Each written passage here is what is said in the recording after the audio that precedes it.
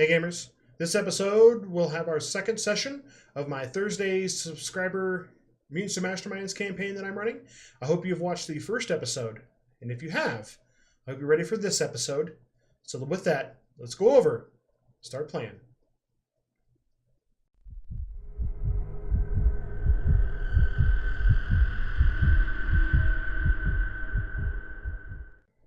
Hey gamers, welcome back to Game Master's Dungeon. I'm Brian, your Game Master. And yes, today is the second session of my Thursday subscriber Mutants and Masterminds campaign. So let's recap from last week. So the players started in the mall. There was a strange broadcast on the television, broadcasting a message from an unknown person calling superpowered beings to arms. Then the mall was attacked by two superpowered beings. A man made of fire and like a ghost witch, and the players were able to fight them off. And then Shadow Dragon came in toward the end, helped them escape, and then they had a chase from the SPD, and they ended up getting away and making it to Shadow Dragon's lair, or his hideout. And this is where our game is going to start. So we'll cover a few things. So let's first talk about PowerPoints from last game. So how I'm going to do it. So I'm going to award everyone 5 PowerPoints. Including me? Yeah, just to keep continuity. You were there in spirit, man. Indeed, and I'm eating a Slim Jim in your honor right now. Yes! That was some of the funniest shit I've ever heard. Because I mean, I got the noise too. Still, man, where's that noise? We need one of these. Stab it to a Slim Jim. Oh yeah! Yeah, there you go. You got it. So yeah, I'm gonna give everybody that's in the group the same amount of experience, regardless if somebody can make it or not. Because you couldn't make it last week, and then Kazi can't make it this week. Say something happens, Mike say you can't make a day, or Honrath you can't make a day. Then everybody's like, okay, we all got the same amount of experience. Nobody feels left out because life happens, right? We're a bunch of people from across the country, you know, and all a bunch of different lives. So it's just easier that I give everybody the same amount each game session. Expenditure-wise, when I normally play, I don't allow expenditures until after I raise the power level cap. It's just how I've done it since the beginning of 2nd edition, so it's how I'm going to do it here. So basically, once you get 15, we'll increase the power level to 6, then you can do all your expenditures. Just so because some people will be like, well, I need 6 points for this. Well, I'm going to wait. Okay, did a lot of math. We do so many sessions, you get your point, I make the increase, you can do one big expenditure, and we're going to go from there. Okay? Questions on that? Sounds clear to me. Sounds good. Okay. Yes, it's pretty clear. And then, so Mike, you were making some questions about it, and I've been playing it like this for so long that I didn't think anybody was doing it differently. So, like, your defenses, like dodge, parry, will, fortitude, all that stuff is rolled in my games. So I roll to hit you, you roll to make a save. I don't do anything like static, like basically kind of like how D&D does, like passive whatever, like armor class. I hate armor class as a system myself. So I just I roll to hit you, and you roll your dodge or your parry, you roll it. Because there's that time, I mean, sure, maybe the guy hits really well, but you're just really well prepared for that attack. Or you just, think about it however you would think about it. He rolls decent, but you roll real well, you're still able to avoid the attack, right? That's how I like to do it. So then you were asking about evasion. Yeah, so in evasion, you would get your extra +2 or +5, depending on how you only have 1 rank in evasion, right? Yeah, it's a +2. Okay. Yeah, so you would get, so you would get your dodge plus your +2. Homebrewing how different mechanics work. I'm just making sure that what is and isn't changing. Yeah, and now have I? Oh, go ahead. Because typically, usually when you roll evasion, it's usually most of the time it's when you need to make a dodge roll in general, because it's usually just a static number that you add 10 to. Yeah, I've never liked that. Just because because not everybody defends themselves the same way, or not everybody's always ready the same way. Honestly, I think toughness should be static, and then defenses should be rolled. You know what I mean? If one was going to be static over the other, but that's just me. But we're going to roll everything. So you roll your toughness, roll your dodge. The what? I get that. The only thing that's like gonna drive me crazy is like I have these points and I can't use them. Like That's gonna drive me what? crazy. What points? The hero points. No, not the hero points. The power points aren't. Sorry, PowerPoints. Yeah, I need to correct it on my sheet real quick. So I know you're probably gonna feel like, oh, I'm gonna be sitting on these points for like several weeks. Well, I plan to kind of scale it quickly. Because like I said, this isn't going to go on for months and months and months, right? Other people might want to play, or this kind of storyline ends and maybe another storyline picks up. Because I started at 5, so basically you, the viewers out there that are going to watch this video, can kind of see what it's like, lower level, and then we'll do some cool stuff, right? Then we become heroes. We'll get to power level 9, 10, 11, or whatever, and then you're going to feel that full effect. Plus, you can see then the character grow and all this other stuff. That was kind of my idea for that. But just point-wise, it'll go pretty quick. This week is not going to be 2, and then 3, and then 3. It's probably going to be a decent amount each game, just to kind of level up quickly to get everyone to the power level that I want by the end of the game. All right. Okay. No, I know I'm it's planning on spending those 5 points anyway because I want to save them up until I can move, put my offensive stuff into its own array, and that will take quite a bit of points. Yeah. So then you're going to accumulate those bunch of points, then you're going to be able to make big purchases. Right? I feel like when I do it that way, I feel like I can see large growth right away. I don't know. Yeah. Maybe I'm just weird. The only thing I would even consider getting right now would probably be a feature to have a belt of art supplies on me. There you go. But Or you could just buy equipment. Just buy a tool belt and put, I don't know, an artist's belt, or a waitress's belt that's got all the pockets and stuff. I don't know. Something. What else? So all right. So continuity wise, so yeah, I might have been tossing the idea around for do multiple cities, but I got into it and I was like, man, this is going to be a lot of extra work with the limited amount of time that I have. So both groups will be playing in the same city, but the city is really large. Think Los Angeles plus 50% of its size, its square footage that it takes up, population, that kind of stuff. So there's plenty of room for multiple groups to be doing their dare and do in the city. Because you look at the comic books like Marvel, Spider-Man, Fantastic Four, everybody and their brother plays around in New York. How you're not running down the street, bumping into everybody else from other teams. But yeah, so when you watch separate videos, I'm gonna try to keep as much of the two separate as possible. So there's not Friday's group does something that affects group Thursday's group, and then there's information shared between, or you might see something that might be for next week's game and somebody else's game or whatever. So I'm gonna try to keep them separate, just in the same city. Okay. Okay. Any other questions that you guys had? But I do have a quick comment. Mm-hmm. I was it might happen during the game, but I may have to leave momentarily because I may switch to using my mom's laptop. She was out and she has it password protected. Mm-hmm. So it's she said I could later on, but it's so that's a thing that might happen, which would give me better control. Okay. Yeah. If you're gonna make that switch, just let me know. I'll stop the recording, and then when you get all set up, we'll pick it back up. Yeah, just letting you know, so in case you're Mike, it's your turn. Mike, it was oh, sorry, I was just switching my setup completely. We're just having a solid snake issue. We're Mike, and the codec goes quiet. All right. So we ready to go?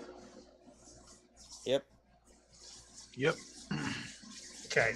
Good So to go. first we gotta catch up. Adam, I'm gonna catch you up from where you came in last game. I'm assuming you watched the session, right? That I Yeah. posted, right? You saw how you came in at the end. So you're probably wondering like how did you get there, right? So I had a plan. So you are in your lair, whatever you want to call it, right? Your little training area, right? And you've got your different radios and stuff, and you hear about this incident going on at the mall, which is relatively close to where your hideout is. So you decided that you were going to go down there and see what was going on and see if you could help. So really, that's kind of that it takes you that long to get there. Then you show up, you kind of get there, but then you see what's going on. You see the other three characters doing their thing. Then you make your dramatic entrance there toward the end. Throw out your smoke bombs and whisk everybody away, or you guys run away, basically, from the SPD. And then they kind of chased you, but then you know the streets and the alleys really, really well. So you were able to lose them. And then you brought everybody to your lair. Because you were like, oh, we need a safe place. Well, where are we going to go? And you were like, oh, hey, I got this. Because I'm thinking you're seeing these guys, okay, they're doing the good thing. You might have other ideas. Maybe it's a trust issue. I don't know. But we're going to be picking up inside your little lair. And that's kind of where we left off. Sounds good. Okay, cool. And then, so like I said, Cassie's not going to be here, so I'm just going to be, I might roleplay his character a little bit if he's directly interacted with by you guys, but not too much, just because obviously his character, he's going to run a certain way. Yeah. But he's going to be following you guys around, whatever you guys decide to do or what I have planned in the game. And then I'll do the same thing. I'll just kind of catch him up with kind of what happened, but he's going to be able to watch the video if he does and see everything that's going on in the session. And last I checked, we were on our way to meet Master Splinter or something like that.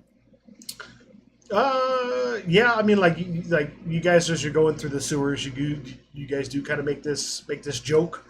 Oh, Master Splinter, is there pizza? Is that cheese and pepperoni I smell? I tell you right now, if there's a talking rat, there's going to be a problem. You're like, oh, you just, of all the things you've seen so far, the fact that you turn into a luchador after eating Slim Jims, you see a talking rat, you're like, I'm done. All right, guys, this is it. I've had enough. I can't do it. I can't talk with rats. I'm just done. You're like, your character just goes home and sleeps. Question. Do you dislike TMNT? No, I love TMNT. Oh, God, yeah. I grew up on Teenage Mutant Ninja Turtles. Dude, all I got to say, Donatello, all the way. He was really good in the original Ninja Turtles game on the NES. He was like the best Game turtle of to use. Doom. Oh my god! If you watch speed runs of that, guys do it in like 23 minutes. God, I'm 35. I still can't even beat that damn game. Mike's going. Goodbye, Mike. All right, so we're gonna hopefully have the settings all right. So we're gonna move everybody over to here. Wait. All right, you guys all see this? Gotcha. Yep. All right, dynamic lighting, everything working? As far as I can tell. That's nice. Yeah. So I just found this map. This looked like a little space. This is where you do your training. So I don't have any doors in here. Basically, all the little things that like this. Looks like a doorway. This is just an open doorway, archway, whatever. There's a training dummy in here. One of those wooden training dummies. I don't even know what they call that. Mukjong? I don't even know. I don't want to say it because then I'm going to sound... if I say it wrong, then I'm going to sound like an idiot. People are going to correct me, but that's okay. And then up here, there's like a little... This is like a room. This is where your bed is.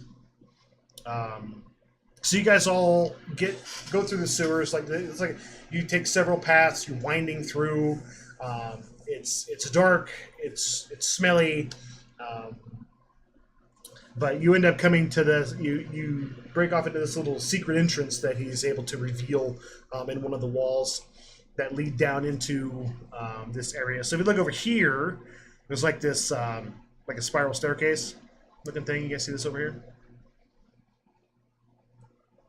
Yeah, I see it. Okay. Yeah. So there's like you go basically how it works. Like you go in this. Like you go in this little hallway, and it leads to this set of like these spiral staircases that are kind of cut into the ground that lead down into this little area down here. Sorry, I had to step up. My mom just called. Okay. Do we need to stop for a second? Well, she's about to like bring food home. Because my sisters just had like their choir concert stuff. Oh, okay. Well, I mean, like we can stop for a few minutes if we need, or we'll... Probably as soon as she gets home, I'll need to stop. Okay, just holler at me when she gets home, and then we can take a few minute break or whatever. All right. All right. So you guys are in here. You guys are kind of brought in here, and like this is a relatively nice place for being like this hole in the wall in the floor kind of thing. It's like a little training area. It's like a little living space. Obviously, this map isn't 100% precise, right? The dimensions relatively, but like the tables and stuff maybe not be here. This is just the best map that I could find. Obviously, all free stuff, right? Google is what I used. So you guys come down here. So this ninja guy, he like leads you down here. You're like, oh my god, what's like? Are we gonna be killed down here? Like, they lead you down in here, and it's lit. Dimly, it's not super bright, but it's well enough you can see. It's kind of like a little living quarters / training area. He's got like over here, there's like a little table. It's got like a police scanner, CD radio, this kind of stuff that he listens in on. So take it away.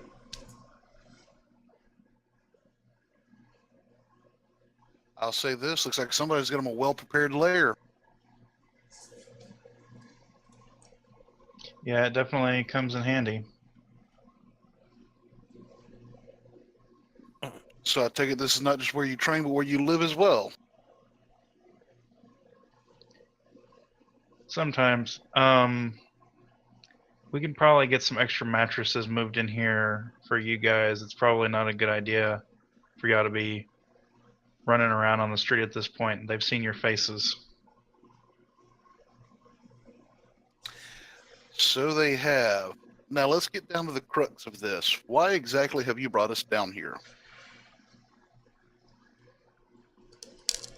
Because I believe that the world needs heroes, and I didn't want y'all getting snatched up by the SPD and disappearing. Disappearing, that would pose a problem.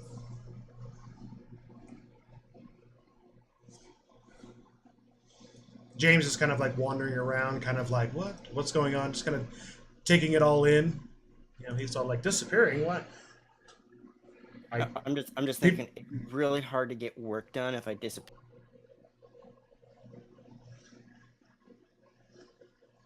That would be pretty difficult to maintain, to maintain a normal life if you do get thrown in some hole somewhere, which is what you guys assume what happens. Like these supers that do spring up like weeds every now and then, they do end up, when they get arrested by the SPD, they go away. Nobody ever really sees them again. So you're assuming they put them in some kind of facility or holding area or something.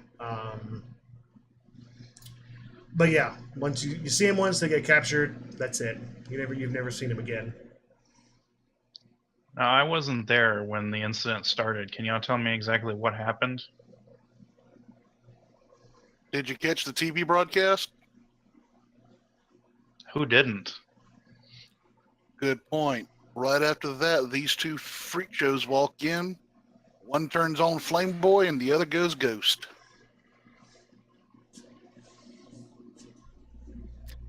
Next thing you know, you got panic and chaos, and we're just trying to make sure to limit civilian casualties.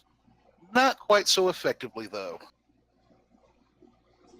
Did they say anything? Did they seem to have any kind of goal in mind? So, General Havoc, nothing was spoken. Both of them appeared to be kind of vacant and lost looks in their eyes, if I remember correctly. This is where James speaks up. He kind of steps over here into the group. He's like, well, I was able to kind of reach into one of their minds, and I saw the fiery guy. He was talking to a man, like a well-dressed man in a suit. Couldn't see the man's face. Basically, this is through his mind's eye, like one of his memories, one of his thoughts. He was talking to some guy, and this guy said something. I can't really understand what he said, but then he just kind of turns kind of docile, like we saw him, and then like there was something blocking more access to his mind from me. So I'm assuming that maybe it has something to do with that guy in the suit, but I have no idea who or what it is. When the broadcast on the TV came out, that noise at the end might have been some kind of trigger. You're thinking some kind of psychological mind screwing? That's what it sounds like. I can't think of any other good reason for two superpowered beings to march into a mall cafe and start lighting it up, and then just let themselves get taken by the SPD. If it helps, I do have a little bit of something. I reach into my bag and pull out like the drawings I was doing. I kind of more or less cataloged everything they were saying and a drawing of the guy that was there. Can I have those? Here since this is like one of my like more idea sketchbook, I'm just gonna rip out those pages and hand them to him. So I'm going to take them and I will put them on a cork board, wall hanging thing that's over here next to the police scanner.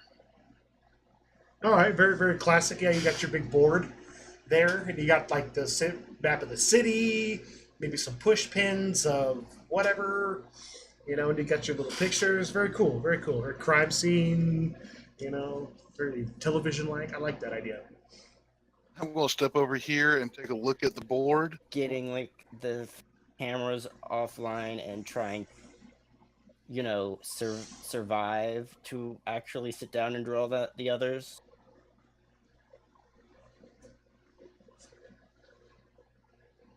James kind of steps over. He's all like, maybe that signal was maybe activated those two. Maybe like kind of like, what is that movie? He scratches his chin. Manchurian Candidate.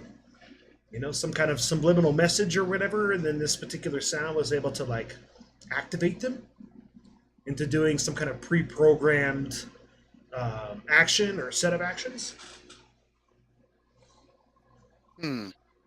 I was thinking more Serenity, but He's like, oh, good movie as well. I'm assuming his character is pretty well knowledgeable. I'm assuming his character is maybe a movie buff. Maybe when he gets in, or he'll be like, I don't know movies. I'm like, it'll just be awkward. Well, your character does. Well, yeah. So for now, is James Bishop has slight GM power, maybe. I don't know.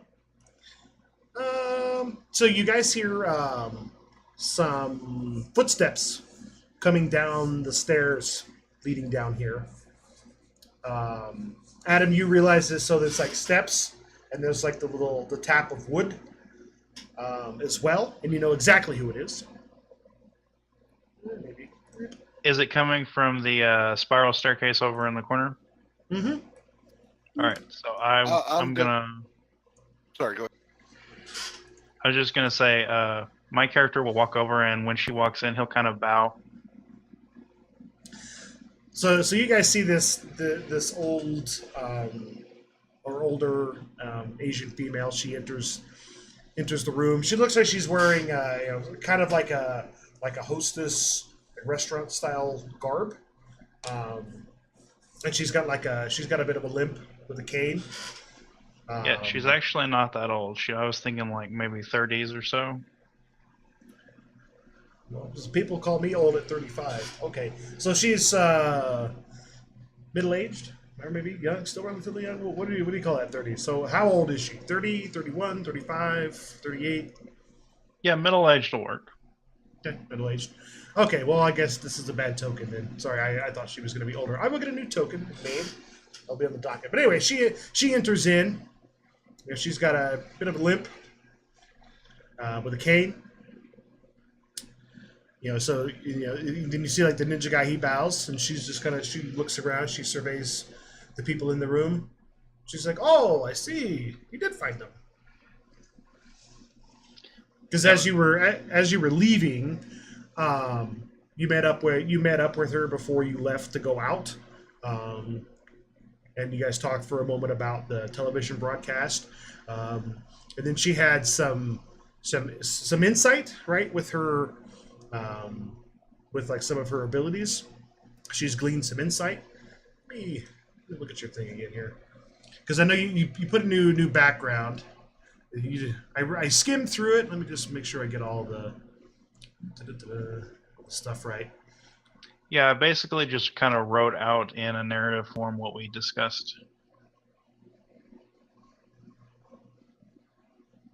But if she needs to have some kind of cognitive power due to, GM needs, that is absolutely fine. Okay. Yeah, so you guys pull your power from basically a different dimension, correct? Is that what we decided? Right. Different dimension. Okay. So yeah, so she does have some kind of cognitive ability. She gets like visions from the forces that you guys are able to wield that you have yet been able to gain. She did tell you that this is an important task that you need to you need to go and you need to check in with these guys. She had a vision of these three other people that they would be in need of your assistance. So she comes in, right? You bow. She looks around. She's like, "Oh, so you did find them." She's like, "Welcome, welcome." She waves to you. She steps in. I give a respectful nod of my head. She's like, "I'm so sorry." Oh, go ahead. I was going to say, gentlemen, this is my master, Sato Aimi. She smiles brightly. She nods, greets you all. She's like, "Please, the master of formality, please. It's so formal. It's so formal. I prefer mentor, but if he likes to use master, that's his prerogative. I'm playing her as a little humble. Is that okay? Do you see her that way?" Yeah. I kind of imagine that at this point, they sort of have like a buddy cop relationship. All right, that sounds good. So I'm maintaining proper character. So she comes in a little more. Comes in the middle of the room. Sketch. She looks at you. She looks you up and down. She's like, "Ah, fine young man. Fine young man." Yes. She walks over to James. Looks him over. Squints. Yes. Looks at you. Come over here. She's like, she kind of cocks her head. She's like, "You are not what I saw." I'm just gonna smile and say, "Just don't underestimate me. We'll be good." She's like, "Oh, I underestimate no one. At least not anymore. I might have made that mistake once." She walks back over here.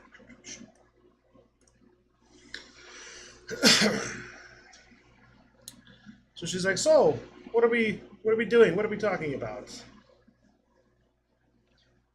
We're kind of piecing together the events of earlier and trying to figure out what our next step would be. Speaking of that, if no one else has a better idea, I think we need to figure out who the two supers were at the mall and see if there's anything that connects them together, other than a possible interaction with the man in the suit.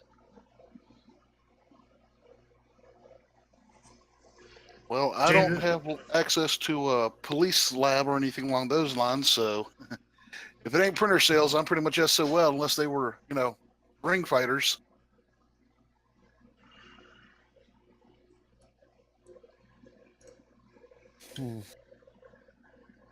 Sato's like, connection.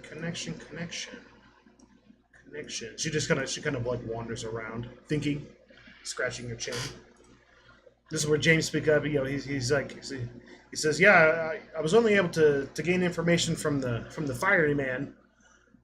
Into his mind, I was unable to see into the I don't know, the ghost lady, the ghost witch. I was unable to see into her mind, so I'm not even sure if that connection is valid either." We may be able to go on the news and check it out.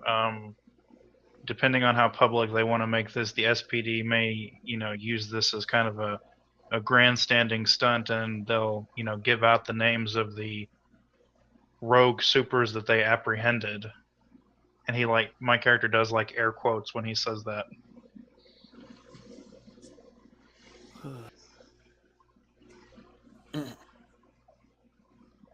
Sato's like, yes, that could be. I know sometimes they do like to do their grandstanding, especially if they apprehend two individuals like this that are causing such a ruckus. They like to put the populace at ease as quickly as possible.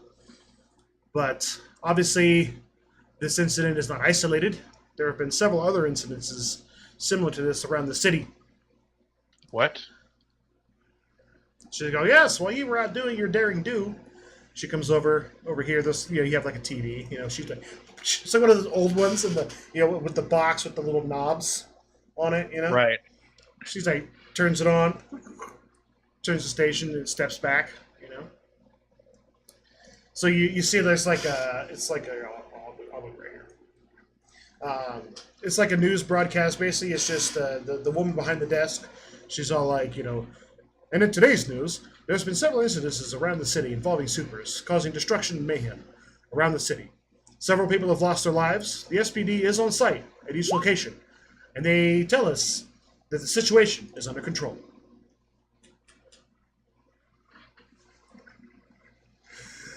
No worries. We all just happen to move in the same spot. Da-da-da-da. Here we go. So that right now, there's not a whole lot on the news. You kind of watch for about 10 minutes or so this broadcast, and it's really very vague so far. There's no statements from police, from SPD. It's just the hearsay that the news channels get, like initial reports. But it's still relatively soon, right after that incident.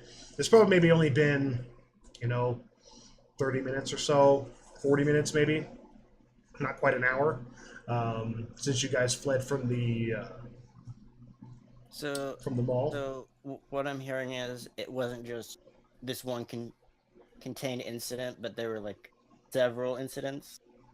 Yeah, they do show like some news clips. They do show shot of the like above view, because instead of like helicopters nowadays, they use drones.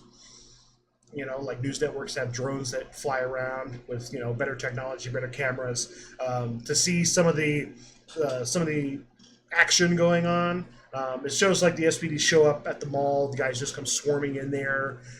So people are running out from all the different doors. It's like cockroaches when the lights come on. They just kind of skitter and scurry away. And then it shows like there's another clip of closer to downtown. There's this huge rock monster barreling down the street, causing destruction and mayhem in like a business street. And they do make mention of some other superpowered individuals made a stand against this individual, but this giant rock creature. But then they say that the SPD was quick to put this monster down and have him detained, so he's no longer a threat to the city. And then it talks about some, several other incidents across the city, like robberies, break-ins of banks, things like that, by superpowered individuals. There's probably like 3 or 4 that they make note of, at least for now.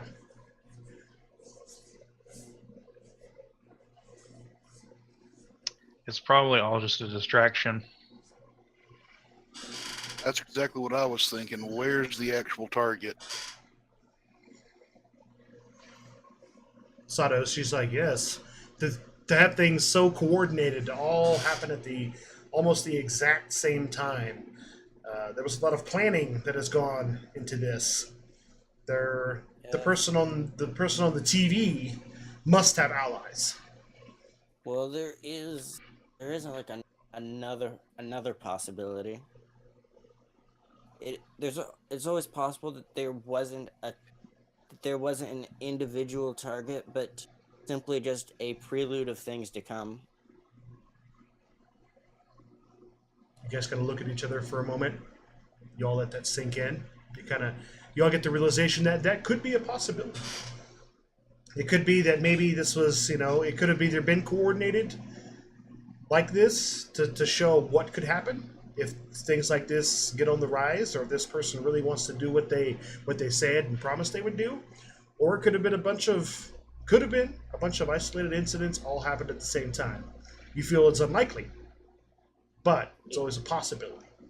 My thoughts are these are definitely coordinated, but I also have this feeling like they weren't actually trying to achieve a singular goal, but more of a test of sorts to see what would happen.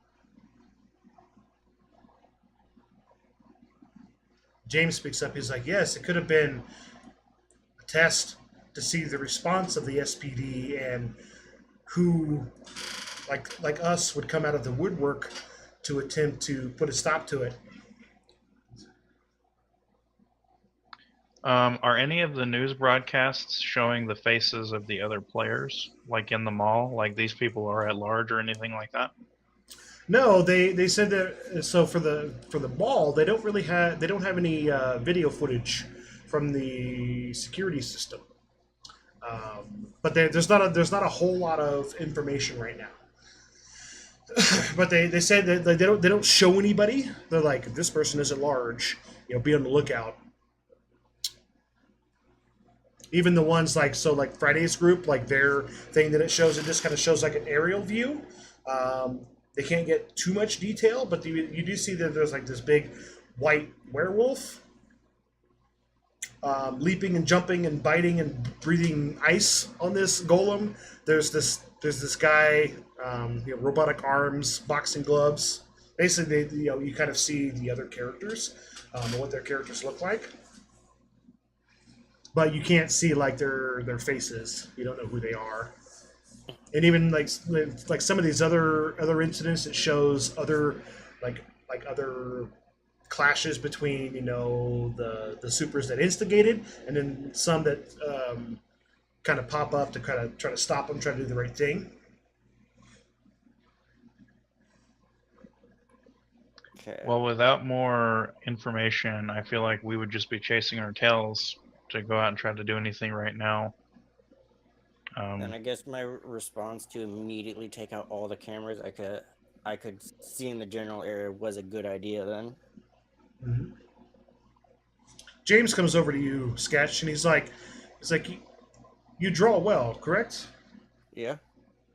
He's like, if I was to describe this man that I saw in the fire guy's vision, could you draw him so we at least have a picture? Yes, that is definitely a possibility. Okay, so you guys kind of sit here at the table. He sits down. So he describes this man at about, because you see the fire guy was about 6 feet tall, right? This guy is probably about 5'5", short, thin. He only sees him from the back. So he's wearing it's like a black with gray pinstripe suit, shiny shoes. He did see a hand. Did see his right hand. The guy is wearing a ring. It was gold with something else on it, but he couldn't get a lot of detail out of it. The guy's hair was dark, kind of streaked with gray. That touch of gray, streaked through, and he's got it slicked back. Very like old school mobster style.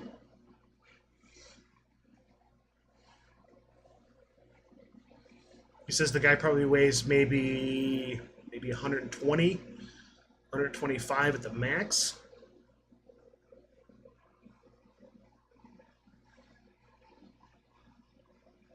He does say that the location that they were in, when he saw, it looked like it looked like an apartment building, or maybe like a home. He's not really quite sure because the area around his vision was kind of fuzzy. So you couldn't see any identifying landmarks around them?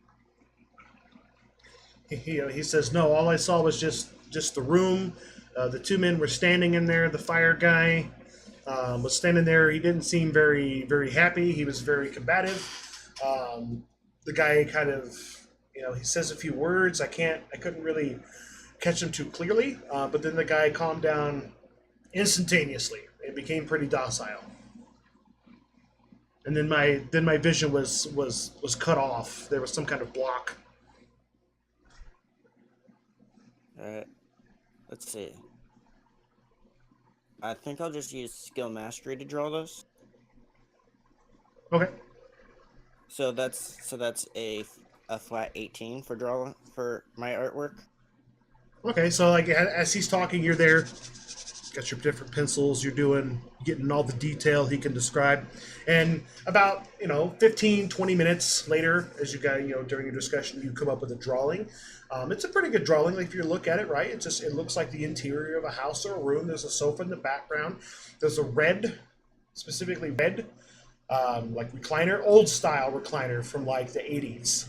Something like maybe grandma and grandpa would have sat in. At least my grandparents had one like that. With the big fluffy footrest, and the worn wooden handle, to pop the rest up and down. Not a whole lot on the walls. You get the guy's suit. You see the fire guy. You get a pretty good rendition that you're able to come up with of this shot. 18 is that's skill match makes artwork like really high for this level. Mm-hmm. So yeah, like it's really good. Like so, you show it to James. James is like, yeah, he's like that's spot on. That's pretty much what I saw. Let's put it on the board. Sato comes down. Her leg is starting to hurt. She sits down. She's like,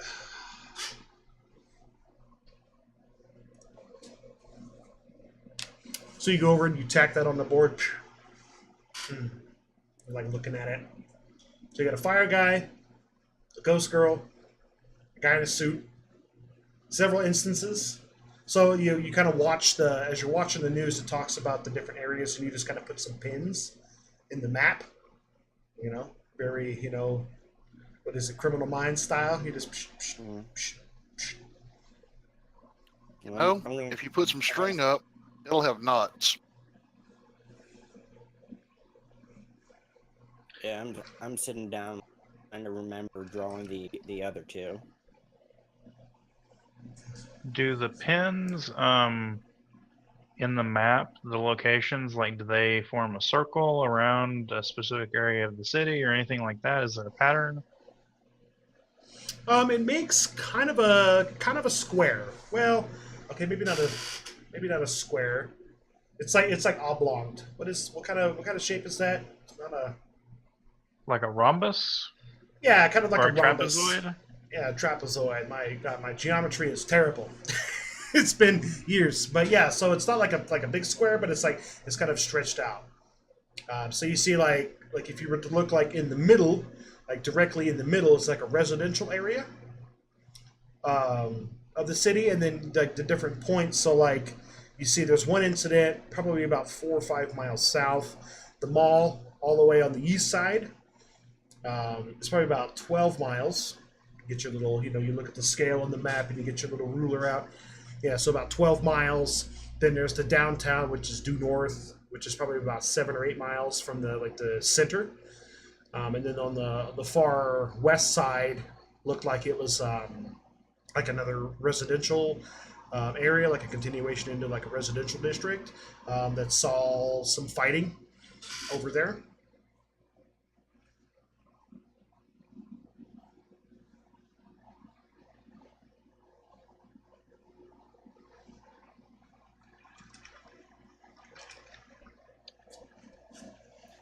You know, outside that one oddball dog leg, I bet you if you squared that up, you'd find something.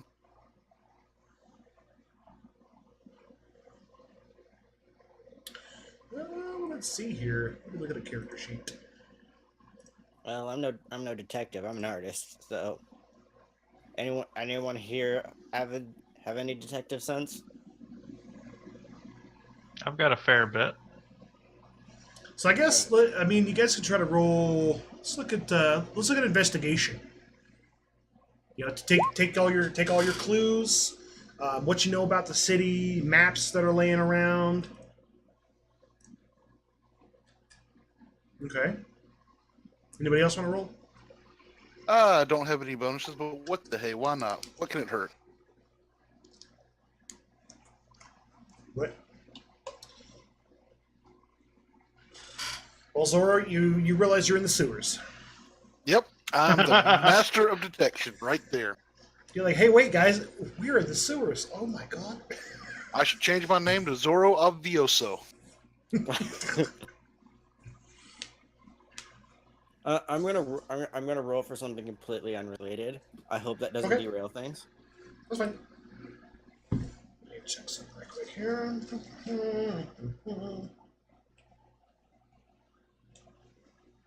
All right, you get an 11. Oh. So just base work stuff.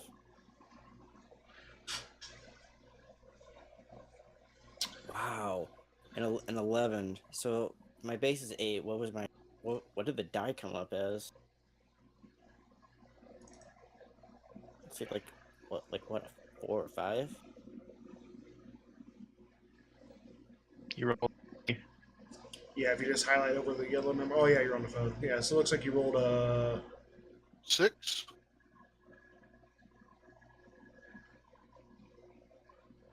It's weird how that.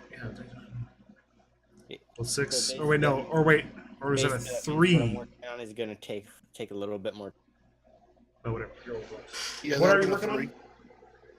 I'm trying to work on like the scene we were at earlier. The Okay. diner. So, Adam, with your 17, you're able to kind of put together. So that area of town, like if you just basically draw a line from point A to point B, west to east, and then from north to south, it's part of like a residential neighborhood. It's not known for being the best place to live. It's not like it's full of like drug dealers and all that other kind of stuff. But it's one of those areas of town that's like lower income. So it's not it hasn't been hit as hard with the like city upgrades over the years. It's still pretty much the same as it was in that area as it was in 2009 when the incident happened. I mean, like new stuff has been put in, like security, traffic lights, all that, those advances in like citywide technology like that. But when it comes to housing, it's still pretty sketchy, like it is over there. Yeah, looking at this drawing is like, oh, this doesn't just rip this page out, scrap it. Like, ruin this one. You're like, oh nope. I tap my finger. 3 is like, ew. I tap my finger on the center on the neighborhood, and I say, I wonder if anybody in this neighborhood knows who the fireman is. Sato's just kind of nodding her head. So, yes. You have put the clues together pretty well. With that being residential, there could potentially be both of them are from that area, maybe? Just saying. Or all of them. Just as likely. All right, I'm gonna start my drawing over. So I'm gonna attempt to roll art one more time. Okay, sounds good. Roll well. Oh, there it is. What Hey, is that it? looked like a choke grab. Oh, yeah, that's good. It was like, okay, 27. Work on Rolled rip a page 9. out, start over, work again. It was like, okay. Rolled a 19 base. Think I got it. Pull up the things, like doing like a 2-page kind of thing. It's like, okay, this is what going from memory, this is what I got. I have a picture of the diner. Uh, I have the psychic guy off in the corner like he was, me punching the ghost girl, and our luchador hitting the fire dude with trying to hit the fire dude with the chair. It was like, okay, I think this is a good representation of what they look like and what happened. You guys are kind of looking at it. You all kind of glance at each other. It's a really good action shot.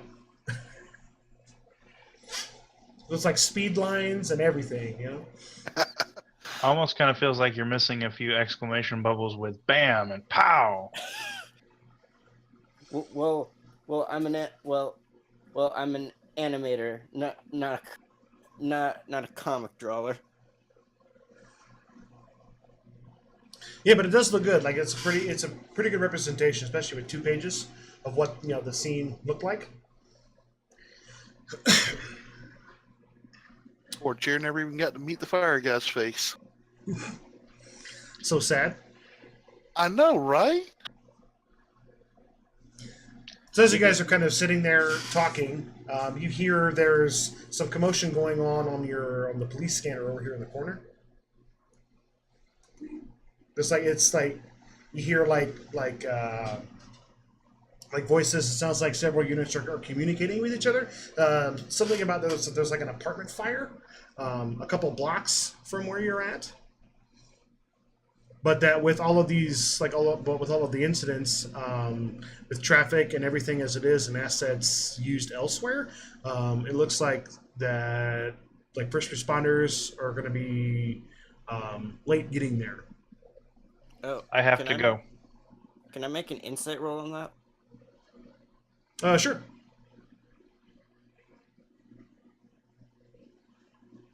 Is the radio lying? So what are you trying to glean? Is that like my apartment building? Like near where my apartment buildings are? No, it is not. Okay. Good. Because there are lots of drawings there. Rip work, right? No, yeah, it all goes up in smoke. Oh, my life is over. You just put your head down. You just you see the news and local news. 12 cartoons have been delayed for the next 3 months. As the artist's apartment went up in flames, and no one was there to save it. Thanks, superheroes. Yeah, thanks, guys.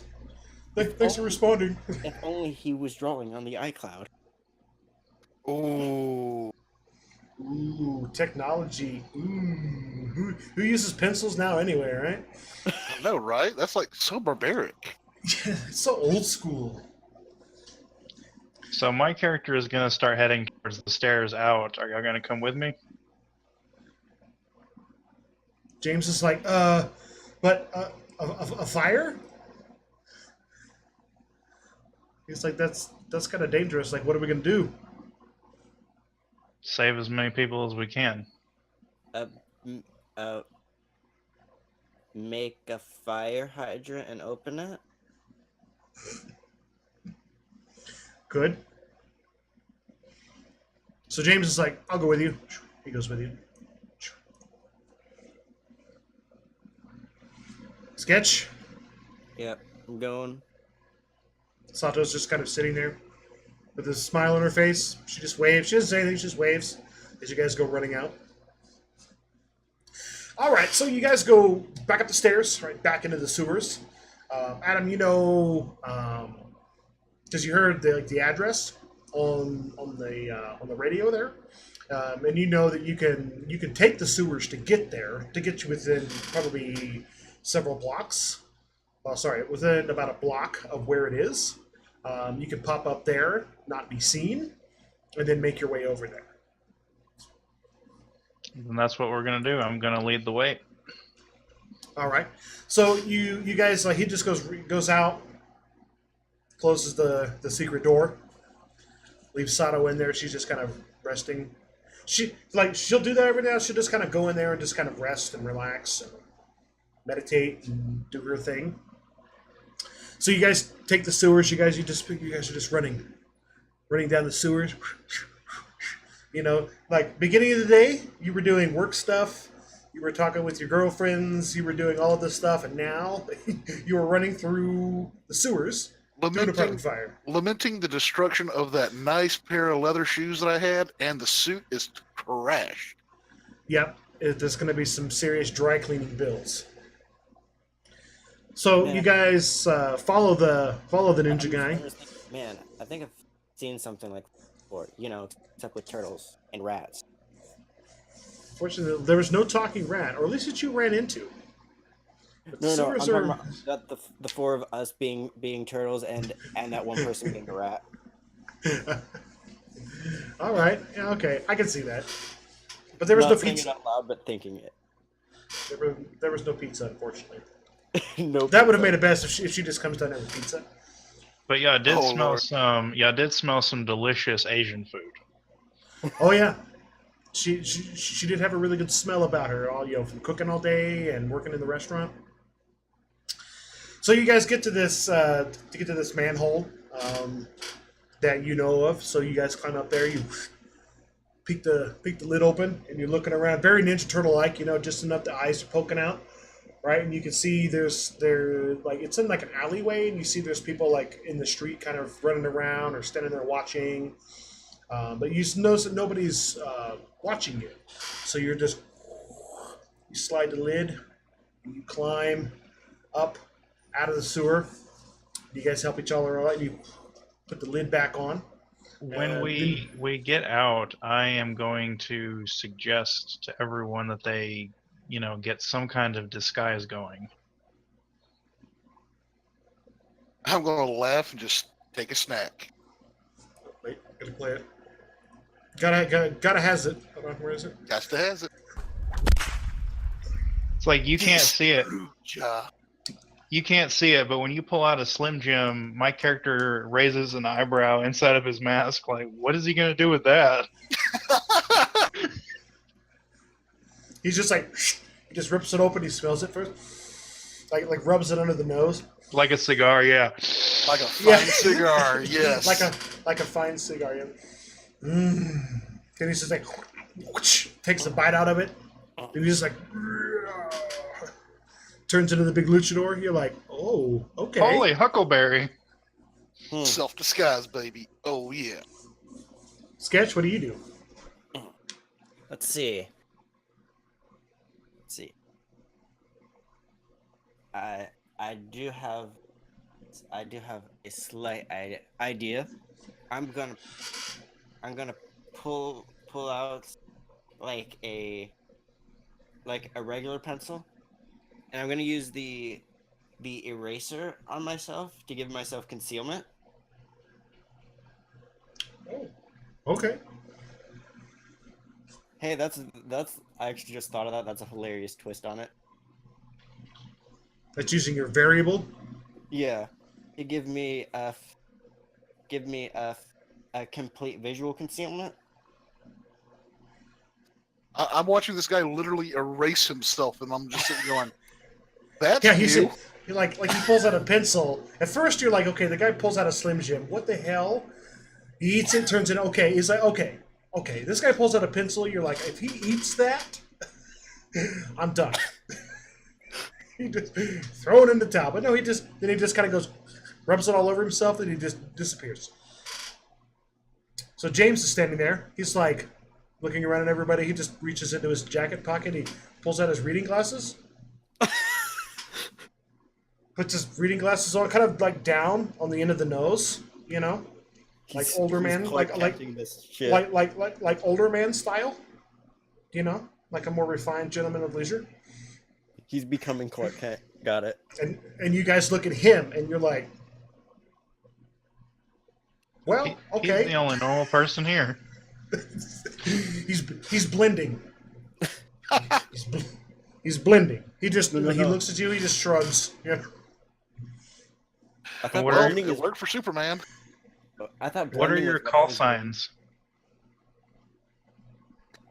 I am Zorro Pelagroso. with the you're pointing, you know. Of course. Got the arm cocked up, thumb pointed back at myself. No, I'm just gonna yell. Is this too much of a disguise, or should I do something a bit more simpler?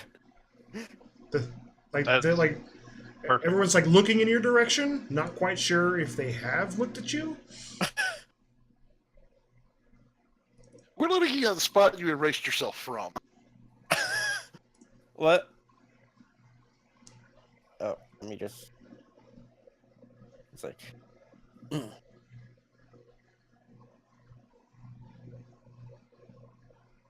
It's like the world's worst league of extraordinary gentlemen.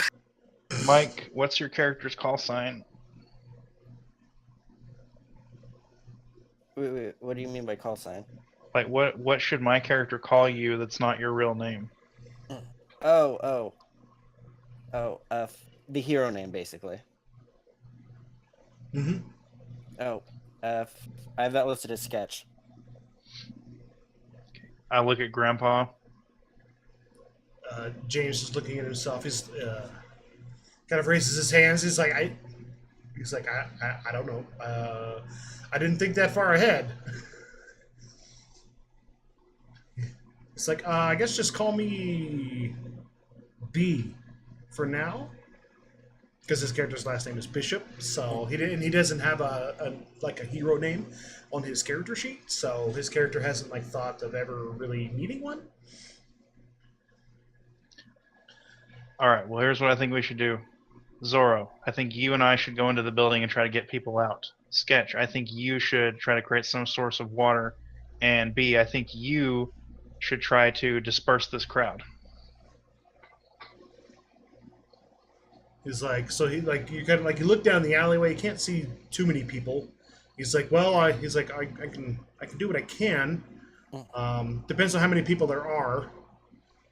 I'm just gonna drop the invisibility at this point because it's gonna make things like stupid awkward. Awkward to be like, yeah, just keep people from just drawing attention to me, just so I can just draw like a beard and mustache on yourself, you know. I was thinking of that, but I also thought that would be too silly for the campaign setting. Beard, mustache, right? You know, I'm not talking like a fake one, you know, that looks really goofy, right? You just Yeah, no Fu Manchus, bro. Yeah. all right. So Zorro and Dragon, you guys are gonna try to go in to the building to see if there's anybody that needs help. Yeah, I mean, and I should say that that's like my suggestion. I'm not trying to control what everybody's going to do. No, that actual probably is not a bad idea. Between you and me, we're two more physical members of the party.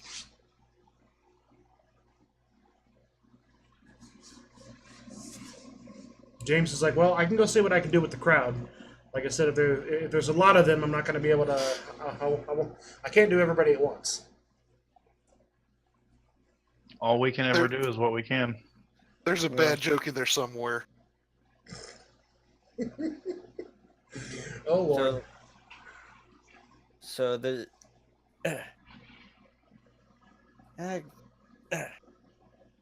okay, so we're only sending like you two in because you're a bit beefier.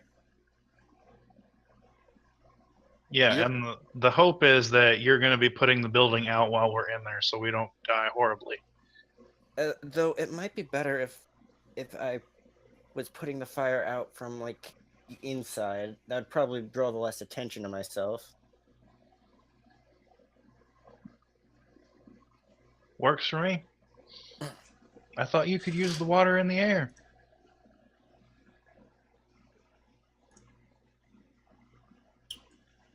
Nobody's seen The Incredibles? I've seen the first one. Yeah, you're talking about Frozen. Where's my super suit? Getting a glass of water. I am thirsty. All right, so James, he's just going to go down the other direction, out of the other alley, like into the group of people down there. try to like blend in with people. Cool. Let's find an entrance. Okay.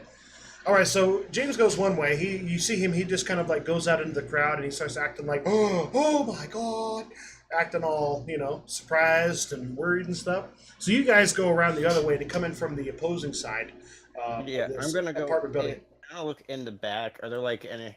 Is there like any like doors or like escape ladders on the back that we could get into? Well, you're not quite there yet. So you go down the alley and you come out the other end, and then you can see like the backside of the apartment building. And you see, so the apartment building is like it's like a 4-story apartment complex. You see that the top 2 levels are completely engulfed with there's like fire coming out of some of the windows. There's like people kind of hanging out windows with like smoke billowing. They're waving, "Help me, help!" kind of thing, and you're like, oh, it sounded like just like like a fire. This is like an inferno that's going on. All right, we got And it's people hanging out of windows, but there's not a fire escape for them. Not on. Well, so not on this side that these people can get to. Okay, I'm just gonna like warm up my hands. It was like, oh, okay.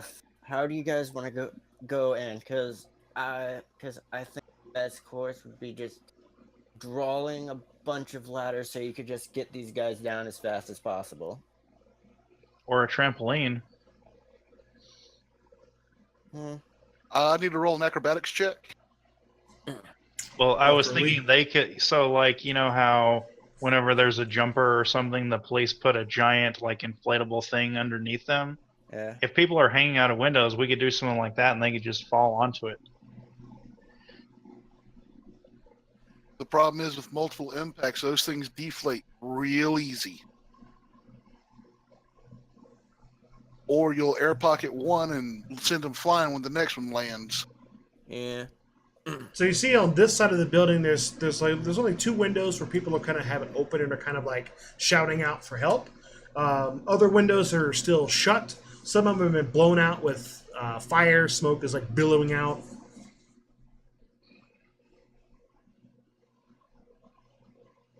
I mean, I say we just go in a door on the bottom floor and make our way up. That way we can kind of systematically check things. Oh, Zorro, it's gonna be one of these games, I see. Yeah, it's going to be one of those games. That's not a good roll. So you do see like on the ground level, there's like the back entrance to the apartment complex. There's like a set of doors. This is like a key carded one, like people have like a key fob, They just go up, boop, then they can get in. The people that live here. You see that, and then this doorway it's got like glass. It's metal framed. You don't see any fire or anything on the bottom level. All right, with that abysmal roll, I take it that I only have access to maybe 1 rank of leap. Yep, you get 1 rank of leap. Would that be enough to get me up to one of these windows? So let's see. I got my cheat sheet right here. Hey, Brad, how much area is the outside of like this area like? Because I'm thinking about just building like just a flat out fire escape. So there's like a secondary parking lot back here. It's mostly full of cars. There's not a whole lot of room back here. Okay. You could make ladders or draw something, to get up there for people. Most of the people are asking for help, like I said, are on the 3rd floor. And then Zorro, you could probably with that one, you can get up to the second. You can get up to the 2nd story. One of the 2nd story windows. Are any of the 2nd story windows open that I can see? No, they're not. Of course not. Alrighty. Well, looks like we're going to go through the back door. I was going to say, can I kick the door in?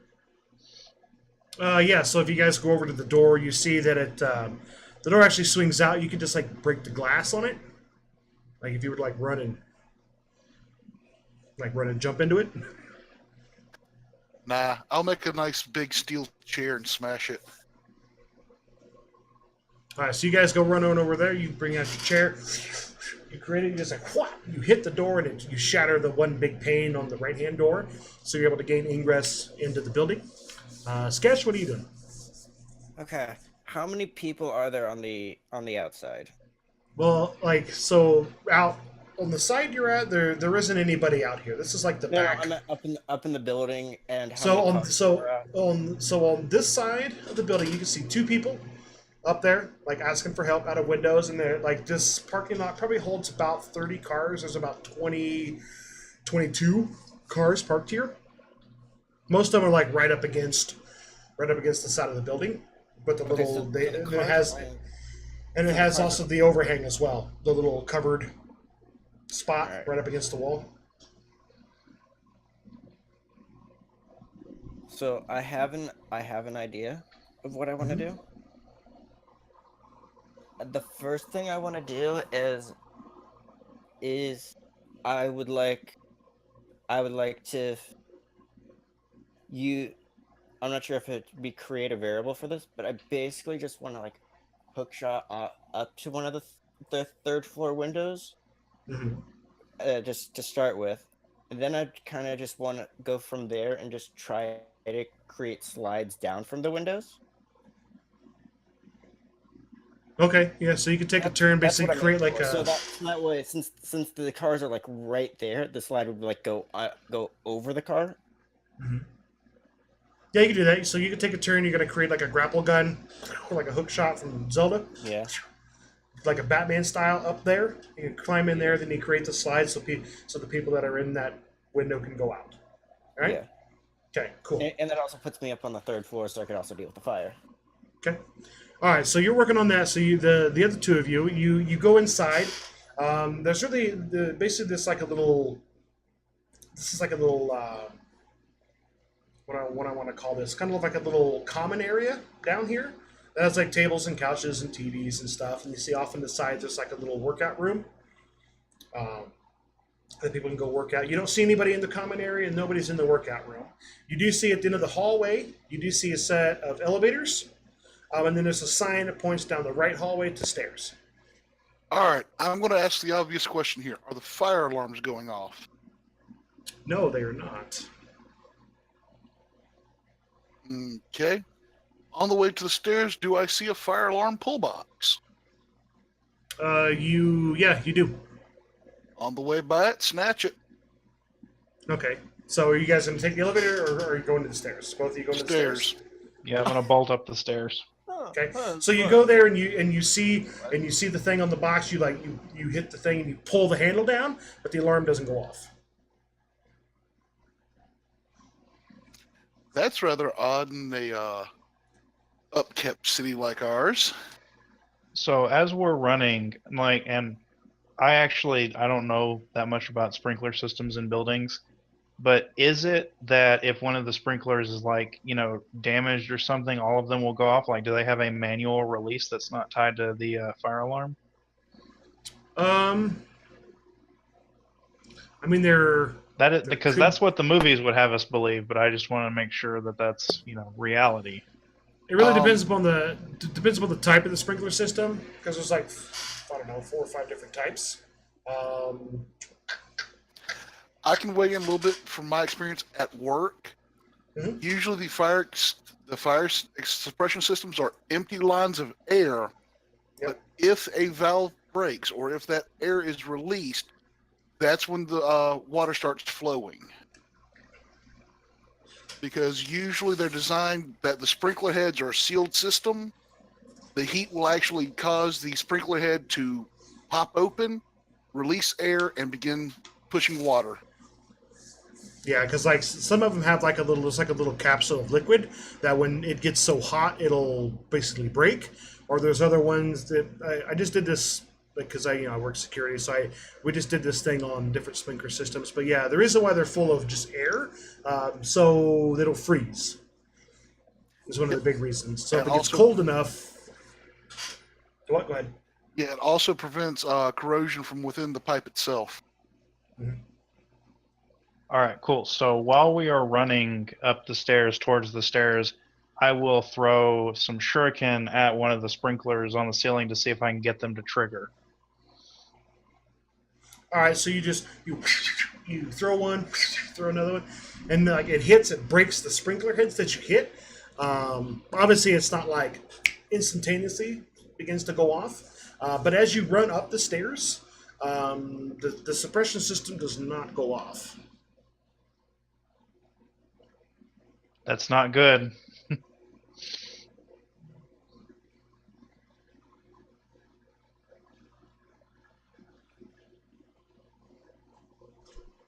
No, this bodes very poorly. Let's get up to the third floor pronto. I'll take third floor. You take fourth floor. Got it. Okay, so let me get. Hold on a second. All right, so we're back. So yeah, okay. So you guys are running upstairs. Sketch, you enter into one of the third floor windows. Let me move this over here. Broop. Okay. All right. Can you guys see the map? Yes. Okay. Got it. I always have to double check. I'm going to try and zoom out if I can. Yeah, you're going to be all the way over on the right-hand side of the map. You're going to be like way over here. And you guys should be like right here in the middle of the map. Yep. Okay, make sure Sketch can see himself.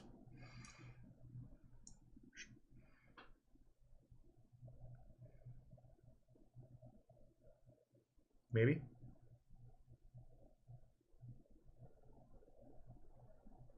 I am trying to work this damn thing. Okay. Gotta get my... Oh, there's... Okay. I almost have this figured out. Okay, now I can see myself. I had to do some... You can't do like the pinch, zoom in, zoom out if you're like on the... If your fingers are like on the map, so it makes things awkward. Hmm. So I couldn't figure out how to get the thing back. But yeah, I see myself now. I'm on the third floor. Oh, I have to get my... I gotta get my effects that I'm paying for here. Yeah. Yeah. Okay, so...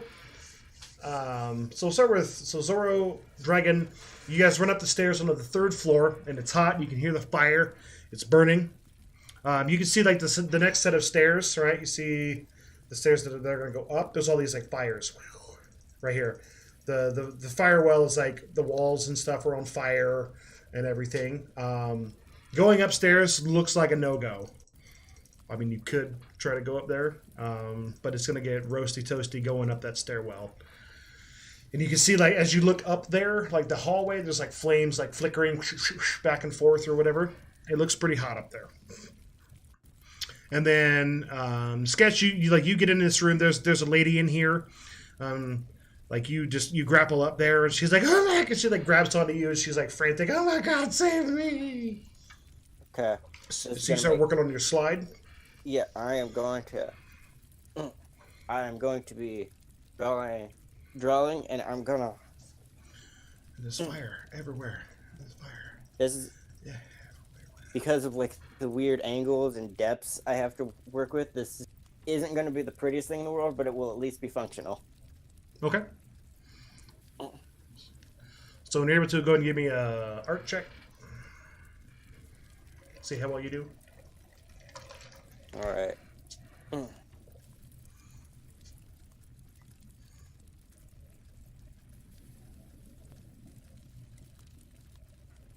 Okay, what was my roll? 13. Yeah. Say what you roll. What did you roll base? 5. Well, so you're able to make like this crude slide. Looks like something that comes out of an airplane when you open the door. And it deploys. She's like looking at you like thankfully, terrified, frantic, anxious, and surprised, all kind of in the same look in her face. Yeah. And you guys stand there for a moment, and you just kind of like beckon. You just kind of point at it, like you're like, this way, please. You kind of help her. You just help her out the window. Off she goes. All right. right. So just to make things super easy to going through turns. So just have everybody roll initiative if you would. Then we can just kind of track what everybody's doing that way.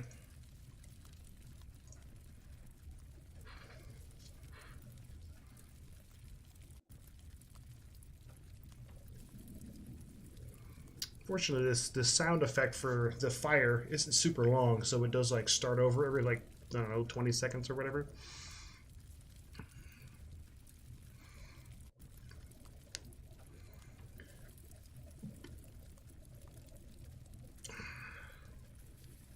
Yeah, I lost my character sheet. I have to go digging for it again. It is going to be one of those games. It's one of those games. It's one of those games. May just want to use Art Master from now on. I can help you out, It's Mike. one of- I can roll your initiative if you want. Okay, because I can't get the sheet to open. It's one of those days. Oh wait, gotta select you.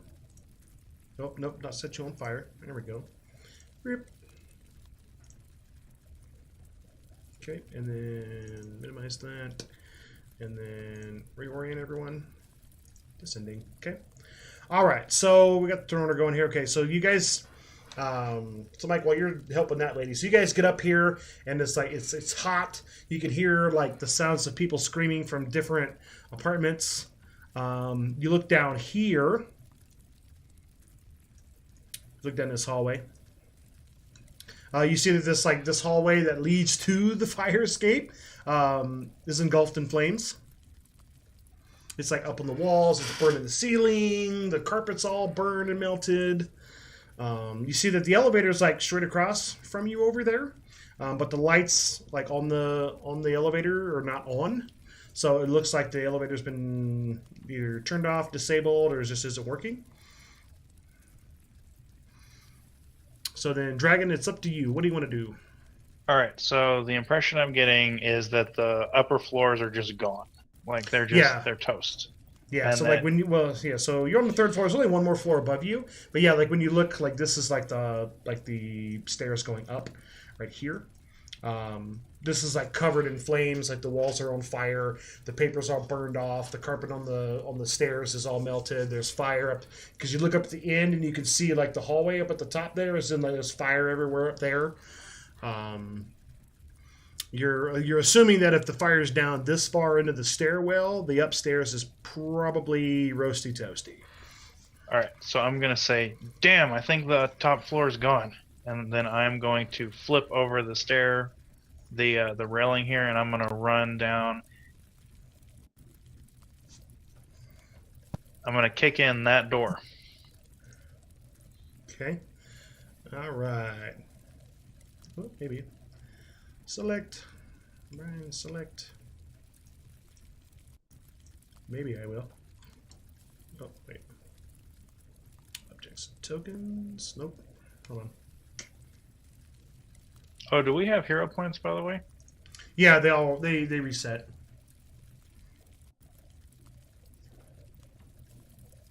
So 1 hero point. Yep, correct. Until you earn. All right, so kick open this door.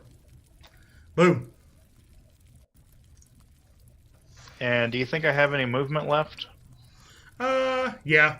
So you do see that in here, like there's like as soon as you like kick it open, fire just kind of at first it billows out, Ah! and then you kick it open and it kind of billows out. You're like whoa, you duck, and then like you go in, you see like the couch is on fire.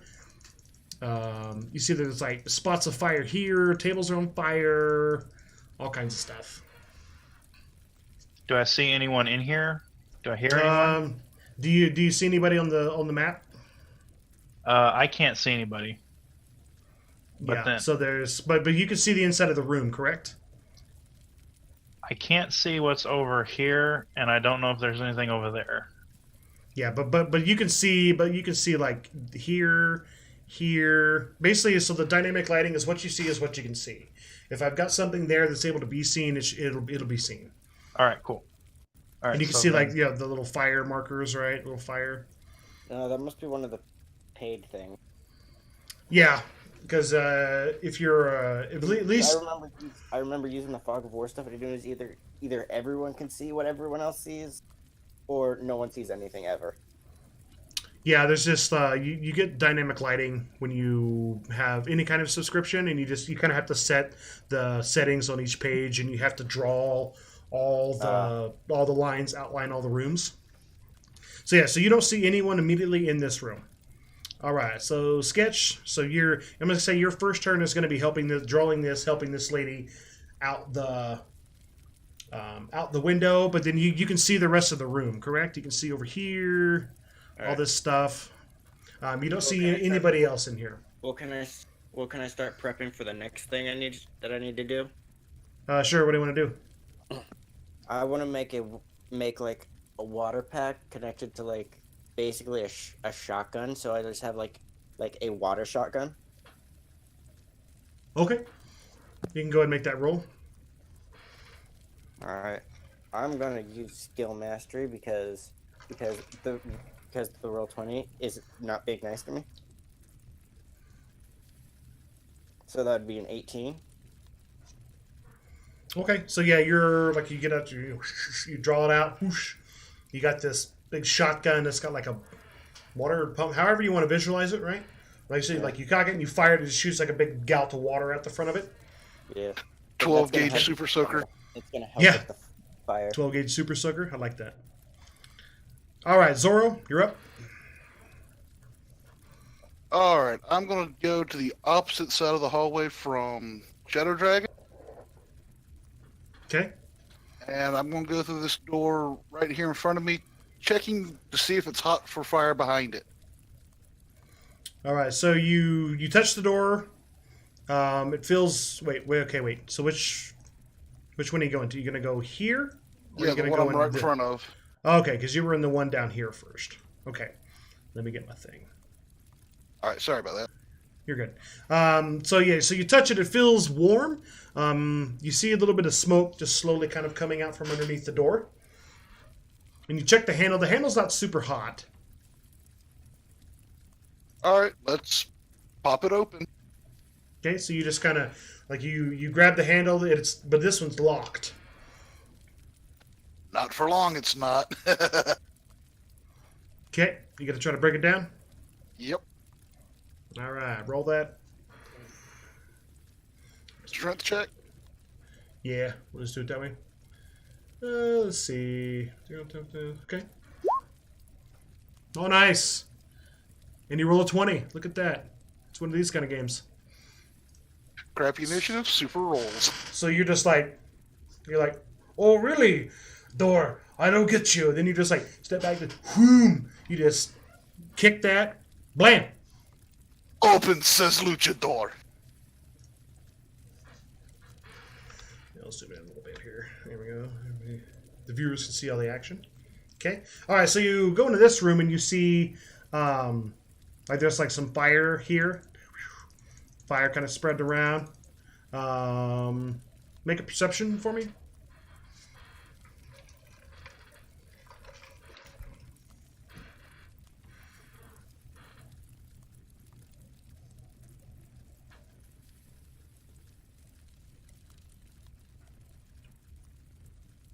Very interesting wallpaper in this room.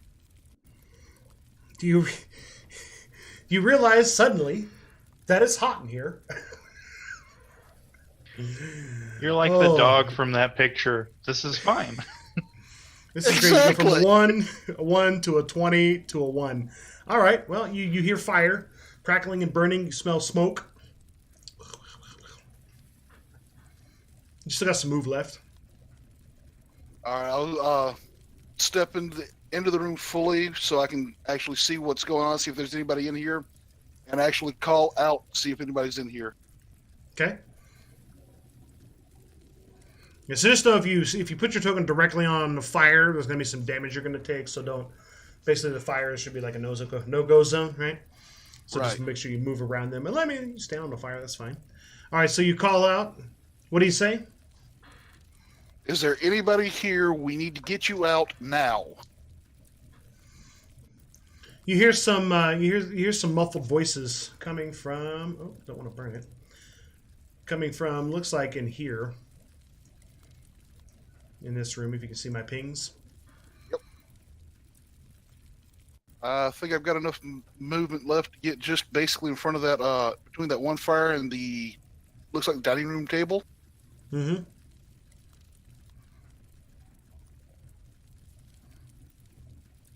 Okay. And I think that wraps out all the movement I can take. Sounds good. All right.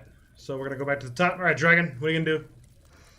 So I'm also going to call out. I'm going to say, is there anyone in here? And I'm going to move up further into the room. Now I can't tell. Is that a door over here that I'm looking at right there? Yes, That there was- is a door. There is a door right there. All right, So I will. so you call out, nobody responds.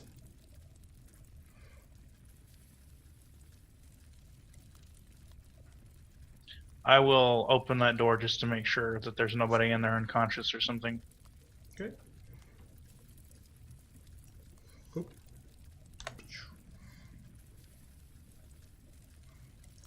Okay. All right, so you open the door. You see it's like a bedroom. The bedroom's like in flames. The bed's on fire. The table's on fire. Walls are on fire. You don't see anybody in here.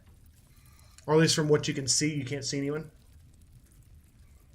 How much did I move? I moved 1, 2, 3. Like 3 squares. Are these 5-foot squares? Yeah. So I'm gonna. All right, and then I'm assuming that's the window over there on the far wall. Where, right here? Yeah. No, it actually looks like a set of like closet doors. And you see there's like smoke billowing out because it's like, you know, like those slatted ones, like the ones you see in like the horror movies all the time that the kids are hiding in. You know, it looks like those doors. There's smoke billowing out of them. Yeah, like kind of like puffing out of them. Like there's fire inside that closet. All right. I will call out one more time, just trying to see if anyone's in here, but I think that I'm pretty much done for this turn. Yeah, so you call out again, you don't get any response.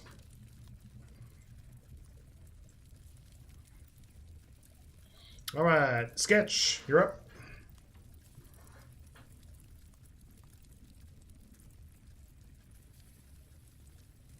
Hey, okay. Okay, what happened? I was eating. Oh, it's your turn. So Zora went into her room, didn't find anybody. He called out. He heard some muffled noise. He's going to go investigate. Dragon is in his room. He went into the bedroom. It's on fire. He called out. Nobody is in there. Now it's your turn. Okay. I am going to move forward a bit and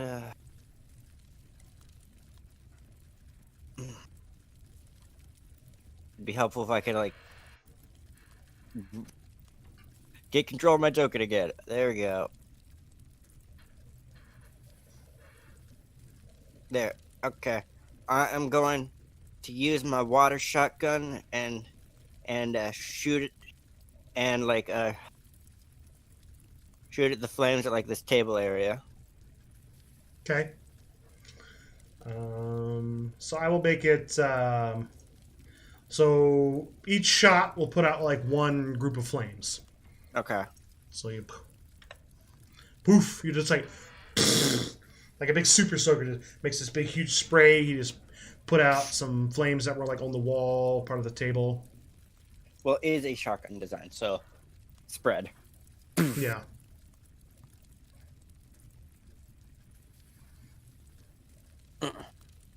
And I guess that's all I can do. Okay. You still have some movement if you want to move a little more, because you only move like 3 squares. And I'm guessing what I'm seeing is like the end of this room. So this is the kitchen. Can you see right here? There's a doorway right here. There is. Yeah, there's a door right there. I'm gonna move to the doorway. I need to open up that door Okay. if I can. Yep. If I could move my character there, it'd be nice. You're good. It's not locked. You open it up. It is an empty bed. So yeah, so Occupied you by look in fire. there. There's fire and stuff in here. It's gonna take a long time to put out all the fire with just this. Yeah, kind of. All right, back to so next. All right, Zoro, back to you. All right, go make a 5-foot step over here to where this door is, where I heard the commotion. Mm-hmm.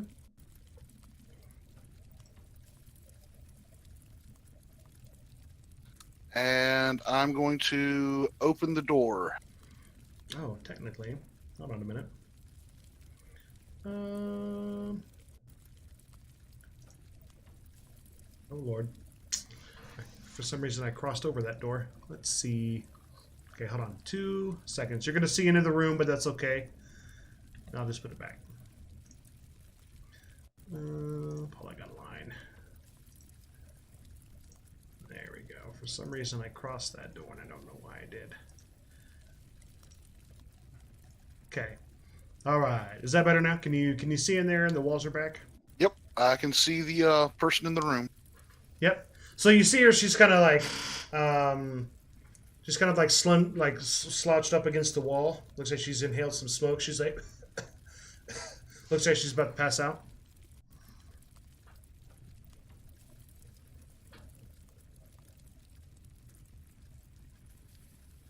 All right, just measuring to make sure I can get over to her. I'm going to step over to her. Okay. Ma'am, I am here to help you. We need to get you out of here now. Like she kind of like opens her eyes. They're all like red from the smoke. She's like, "Who are you?" I am Zoro. I am here to help. She said, "Get me out of here, please. Get me out of here." All right, I will pick her up, fireman's carry, if she's good with that, and start. We're on the 3rd floor, right? Yeah. Right next to a window, right? Is it open? No, there's not a. This is a. Oh God. Let me go back to this. This is a set of closet doors. Okay. In that case, I've got a little bit movement. I think I should be able to get back almost to the door. Mhm. So I'm going to go ahead, pick her up, and start making my way back towards the exits. Okay. All right, Dragon, you're up. All right, so I'm gonna go 1, 2, 3, 4, 5, 6, and then with my standard door that I'm standing in front of now. I'm gonna open that one. Mm-hmm. Okay. This one's not locked. You're just gonna open it up. There's not as much fire in this room that you can see immediately, anyway.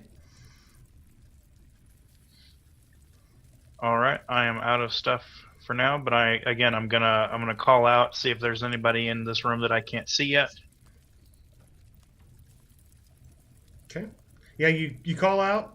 You don't hear anybody respond. All right, Sketch, you're up.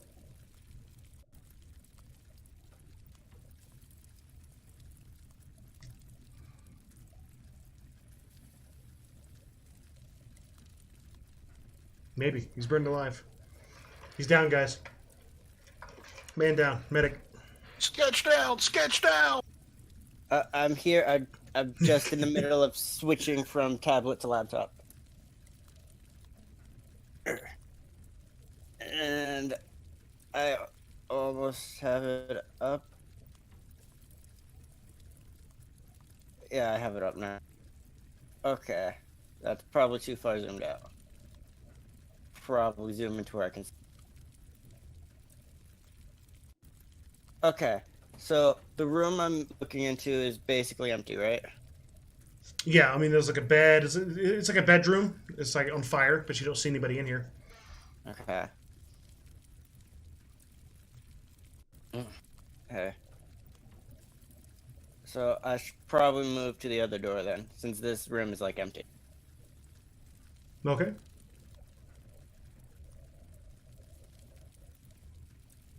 And what is outside this? Oh yeah, I gotta open it. All right. Okay. So this leads into the hallway. So Dragon, as you get over there, you hear a door open down the hallway. I like turn suddenly, like, you know, with my hands up ready to fight, not knowing what's coming.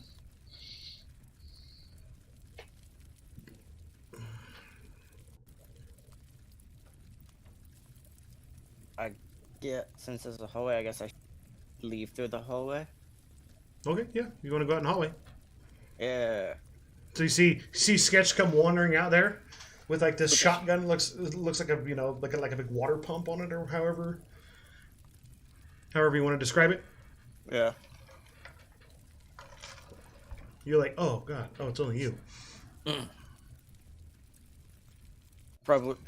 After the stuff he's seen me do, he probably isn't going to question anything that I have on me. Not after the Slim Jim. not going to question a damn thing. Excellent. It's like, okay, this room's clear. How many rooms have you checked? 2. 2. All right. Why are we being so calm right now? You guys are starting to sweat and perspire. That ninja suit really seals in the moisture. Fills in the flavor. Yes, it really seals Like a in the Slim flavor. Jim. Like a Slim Jim. Brian, is this still Yeah. the same date as this is still the same day as like what happened earlier, right? Yeah. It was like of course I'm gonna be calm during this. I punched a ghost earlier, so burning All right. building versus actually fighting a ghost. It's like, which one is more surprising? All right, Dr. Venkman, check that room. Alright, You gonna open the door? yeah, let's open the door to this place. Okay.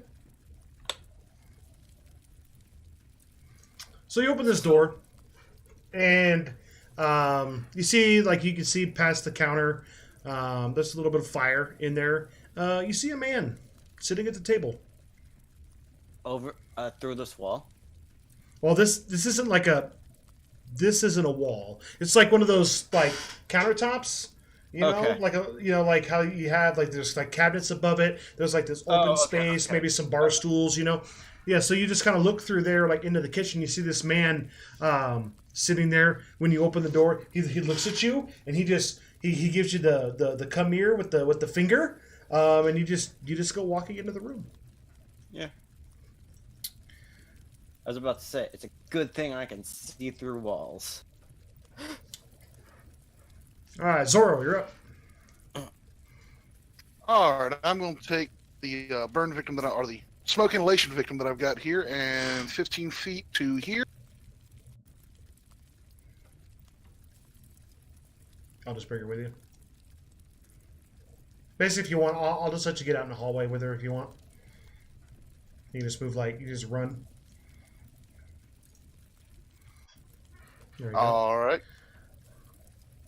So Dragon, you see, so Sketch goes in that room. You hear whoop, whoop, whoop, whoop, whoop, come running out of this room. You see there's Zorro. He's got this lady fireman's carriage style. All right. Is it my turn again? Yes, it is. Okay. So, seeing nothing suspicious about what just happened with Sketch, I am going to move into the room in front of me. Yeah, let me get the 2, I did open the door. 3.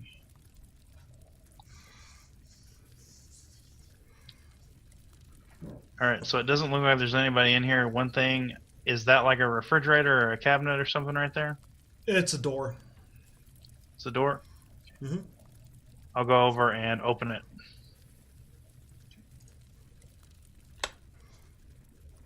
Looks like another bedroom.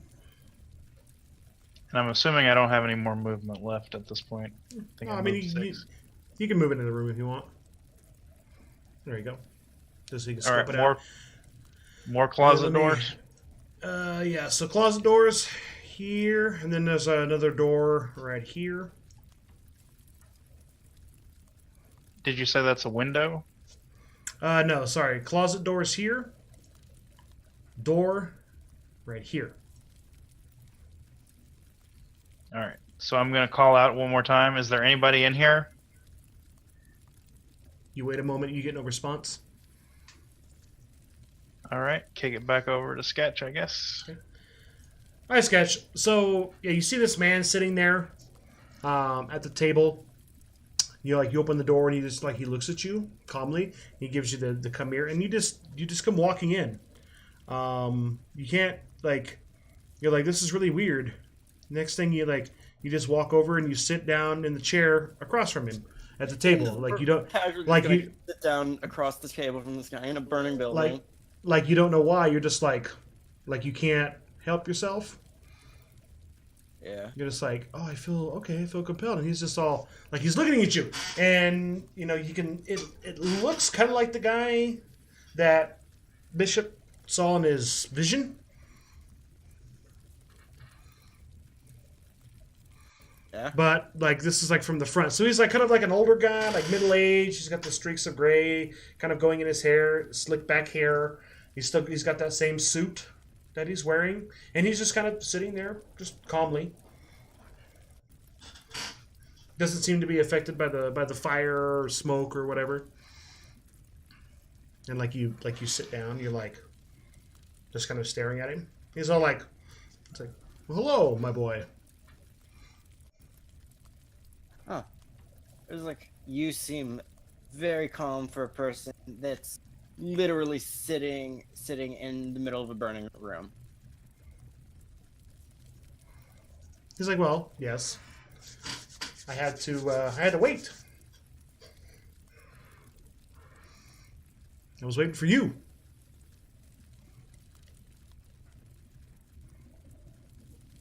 Something tells me I should question the fact that you're waiting for me specifically, but I think the best course of action is getting you out of a burning building.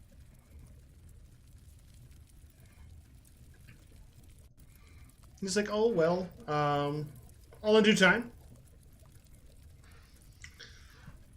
So he just kind of stares at you, makes eye contact with you, and you just start getting these visions. It's like watching 400,000 clips of 400,000 different movies in about 3 seconds. They're just flashing across your vision super fast, almost giving you you're almost gonna feel like you're gonna have a seizure. Do I need a will check for this? No. Nope. So on the next side, Zora, you're up. Getting her downstairs and out of the building. Okay. Oh, let's go. All right. You can go, and then we'll just say you get her down to the second level or whatever, and it's still relatively smoke free down here. So you just you kind of go down to one of the hallways away from the stairs. You just kind of set her down. She's just oh. She's like, thank you. She actually looks at you. Her eyes are all red and oh. When you get a bunch of smoke in your eyes, her eyes are all watery and teary. She's like, why are you wearing a mask? Because we are not welcome in this city, madam. She's like, well, in my book, you're welcome anytime. Closet, and I'm going to open this door. I gotta check the closet, open the door. Okay. Let me get to here. So, do you want to open the closet or open the door first? Oh, sorry. Let's open the door first. I forgot I had push to talk on. Looks like a bathroom. All right. Now I will check the closet as well. Okay, push open the closet. You just see clothes and random stuff in there.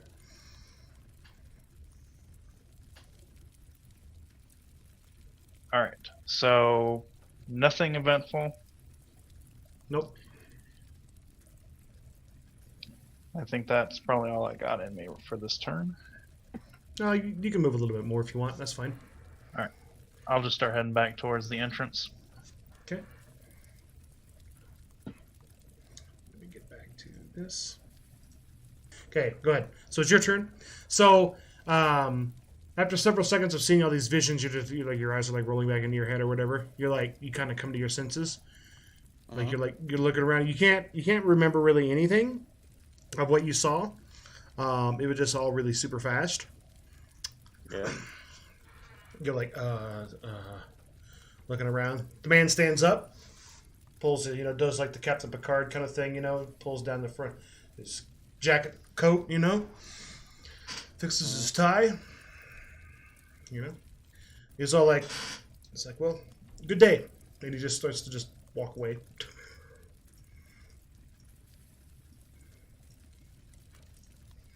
What do you do?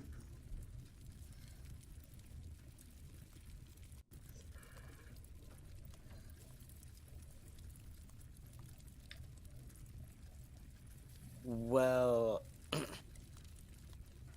that happened. So the guy just up and left the room.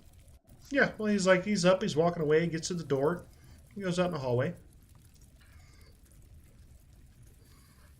I'm guessing I should follow him.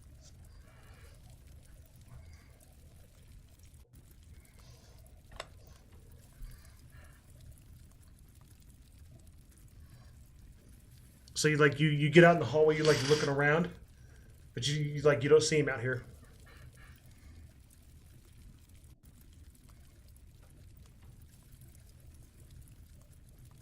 And you look across the room there, across the way there, he's out in that other room.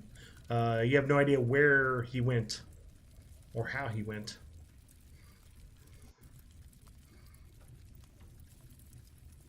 That was, well, that happened.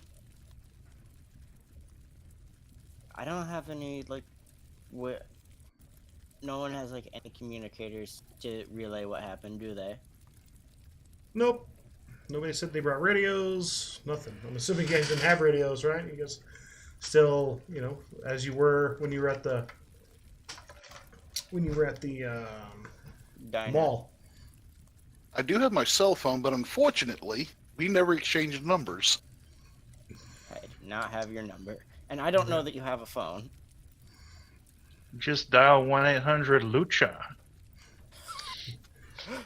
That's my direct line. And unfortunately, you guys are not on LinkedIn. You don't have, you don't have Facebooks. We're not using Slack.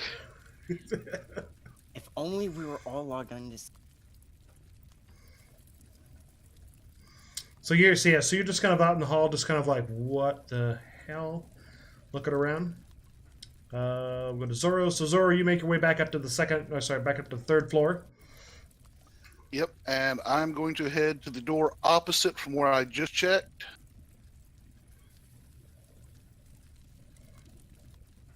Okay. So when you get out in the hallway, you see Sketch all the way down here in the hallway, and he's just kind of standing there like wild-eyed, like he's just seen some stuff, and he doesn't know what to make of it. He looks stupefied.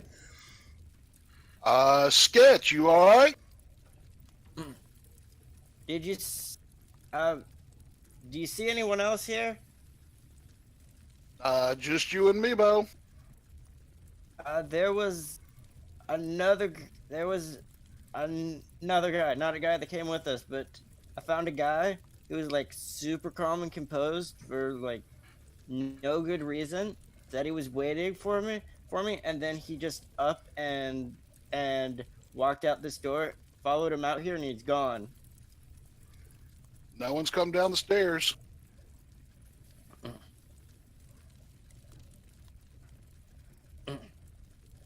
We need to find the ninja. Let him know we got a ghost around. Do I hear this conversation that they're having? You can hear some yelling out in the hallway. Kind of with the fire and going through a couple of walls, it's kind of muffled, but you hear some yelling going on out there.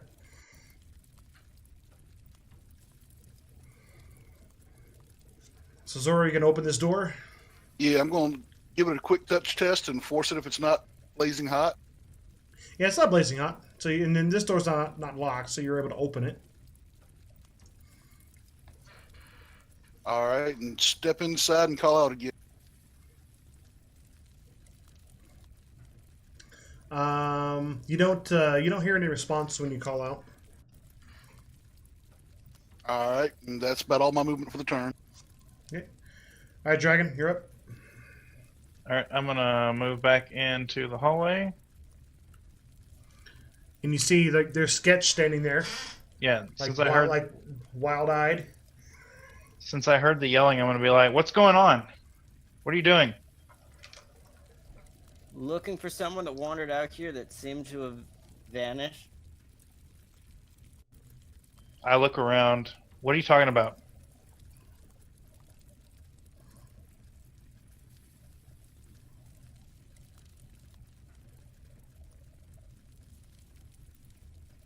Do I need an insight check to figure out what happened?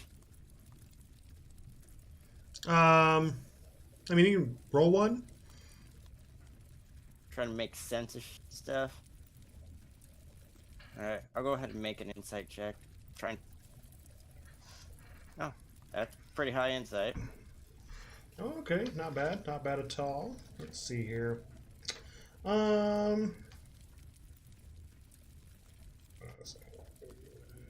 Thing here. So you realize, so it feels like that guy put like visions, like clips of different events into your head. When you try to think of one in particular, it's all kind of drowned out by all of the other images. Kind of makes your head hurt when you start to think about it.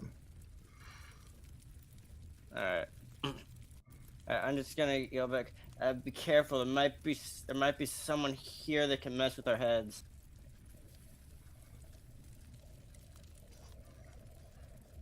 So I don't know. I'm gonna say, who did you see? Was he wearing a suit?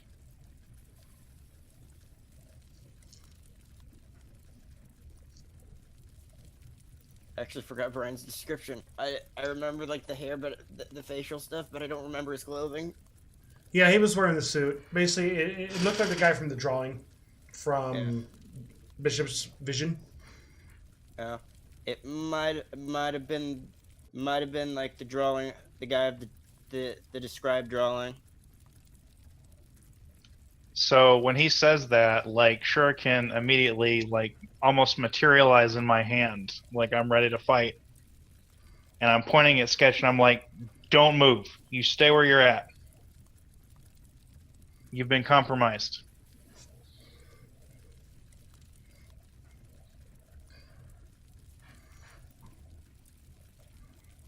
Sketch, you kind of think about that. You're like you don't feel that way, but you're not sure if someone has been, if they would know. Would I have heard any of this over the den?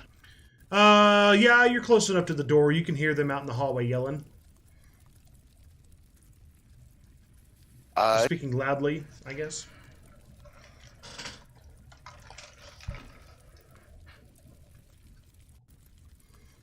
Alright, so Shadow will go to Sketch. What are you going to do now? Let's see. I'm guessing I should not move. You're just kind of like, put your hands up, kind of. You're like, okay, well. Holding your shotgun with water. Just have a shotgun. Just dude here with shotgun. You say, or do you want to do anything? Kind of gaze back behind me, but I guess that's like, what is it? What's what's this here? It's just a wall. Okay, it's just the wall. Mm-hmm. So, what am I not moving for? If he got to the people in the mall, he probably got to you too. So, what you're saying is I could go berserk at any time? Yes.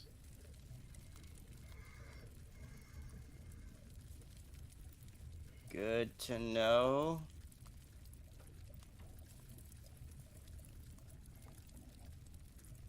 So do you stay still, or do you move? Hush. I'm not actually going to attack you. That would be a jerk thing to do.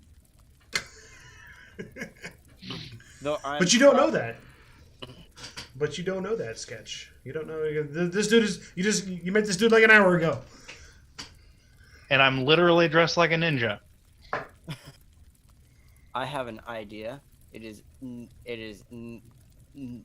a very dumb idea, but I have an idea. Okay. I'm gonna point my water shotgun straight above me, and I am going to spray it like directly above me. So when the water comes back down, I'm just like getting just like basically like trying to wash out like and try and make sense of things, you know, like and it's pretty hot in here too. The water would It's like- probably help my head a bit. So it's like splashing water on your face to try to wake up. You're gonna use this. Yeah. Okay. So you see him. He points the shotgun up in the air and he discharges it. Big gallop of water hits the ceiling, then it just rains down on top of him as he kind of like closes his eyes and he kind of shakes his head. All right, Zorro. All right. I haven't heard anything, but that could mean they're unconscious, so I'm going to go deeper into the room. Okay. Be a 15-foot move there.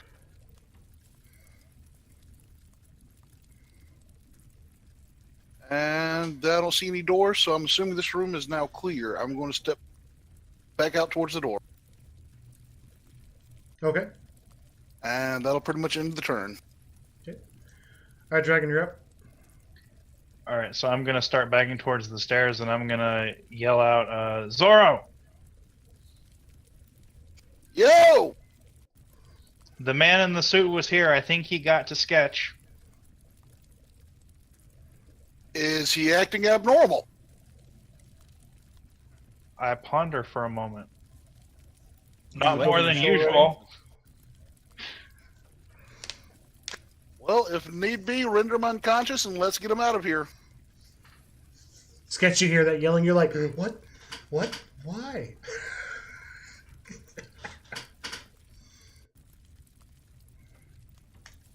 All right, Sketch, you hear that? What do you do? Curious minds want to know. It's like I'd rather not be knocked unconscious.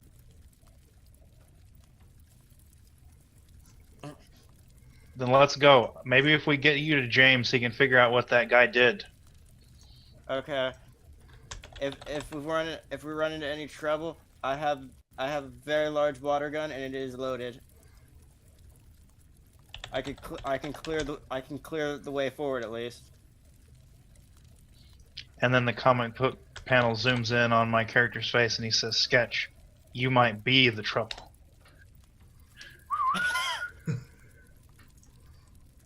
So at this moment, you guys hear, like, off in the distance, you can kind of hear sirens. Like first responder sirens. Time to leave.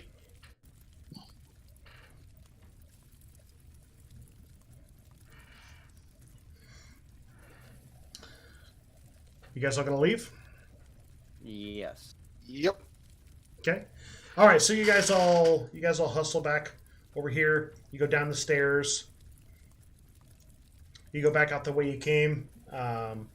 You pass the one lady that you left on the second floor. She's kind of gotten up and moved in like a bench that's out in the hallway or whatever. She's just kind of still coughing or whatever. So you get the three of you guys just kind of go running by. She like kind of looks up and her eyes are still all red, and she's like, "Oh, thank you again, kind sir."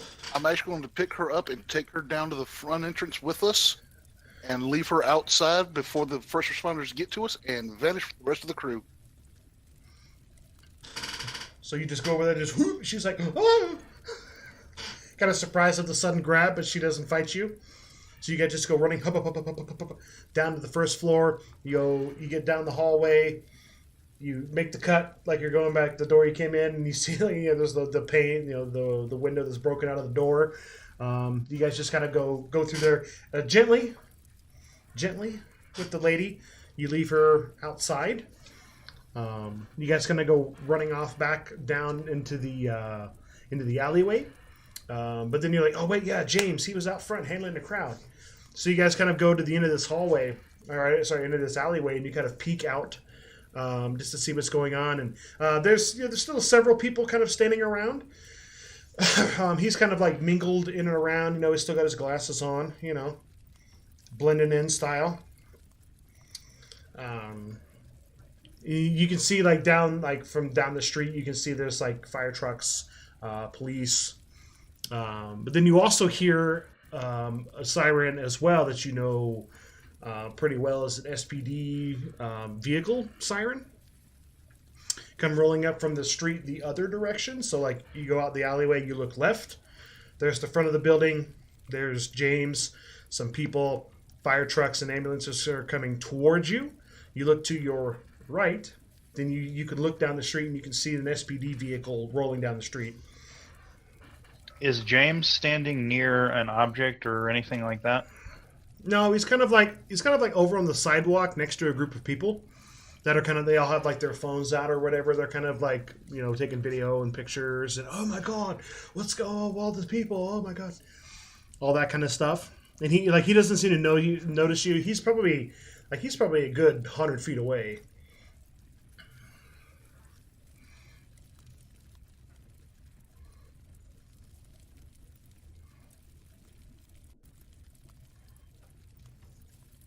All right, so he's paying us no attention at all.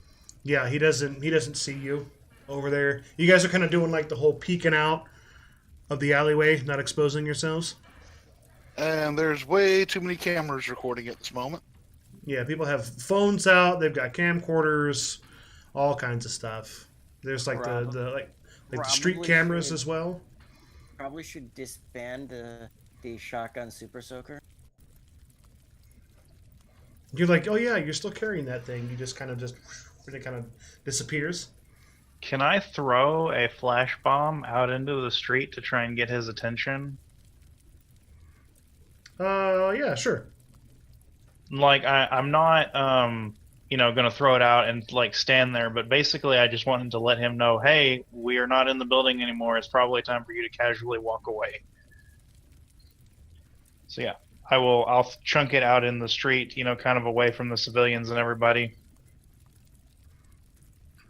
So you throw it down there. Then you kind of peek back around the corner. Yeah. So if people look, nobody sees you. You hear it goes off. You kind of gently peek around the corner. Then you can see people are surprised. People are running around, moving around. He happens to look down at the alleyway and he sees you, like your top of your head is just kind of peeking out.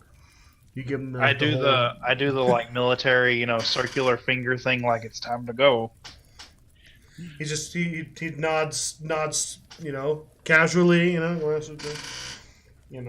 he's just he slowly starts walking your direction, hands in his pocket, and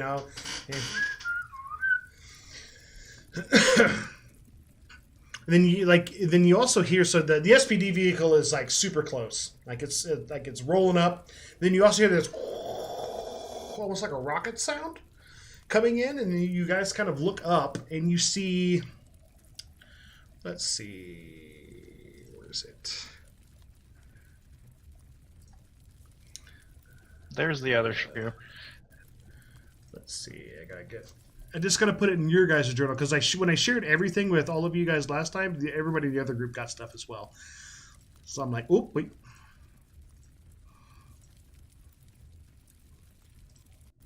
Okay. All right, so I put something in your journals. This would be the Advanced Mark III Battlesuit.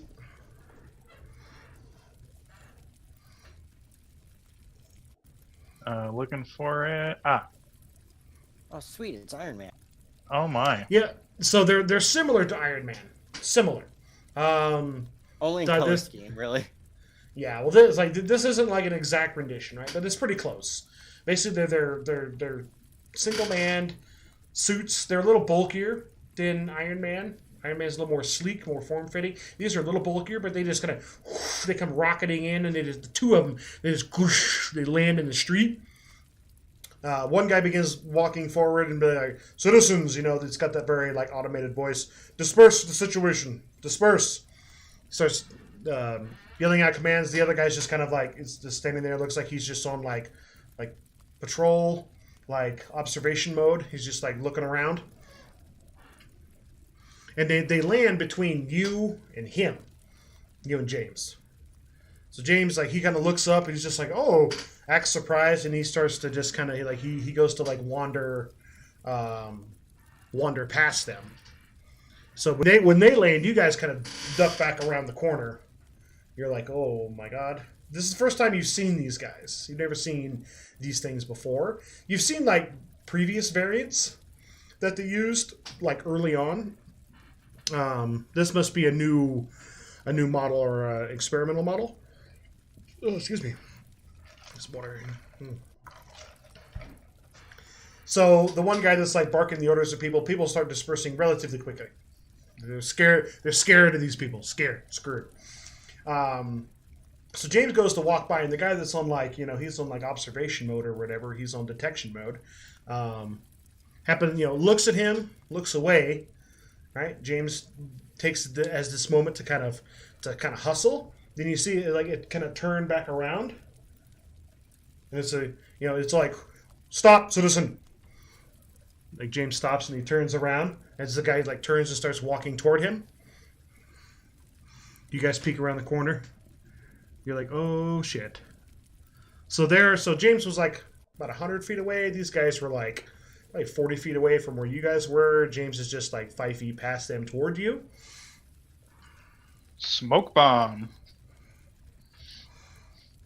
So you just kind of peek out. Where do you throw it? I'm gonna try to hit it between James and them because I want to make sure I got this right. We're in the alley. James is a little bit past them, more on our side, and then they are, sort of like in a line between him or between us and him.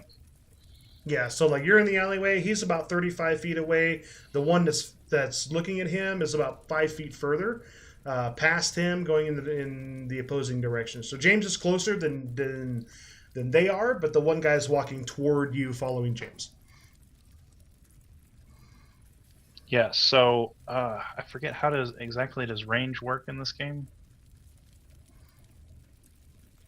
Oh, it's just make an attack roll with it. We'll just see what you get.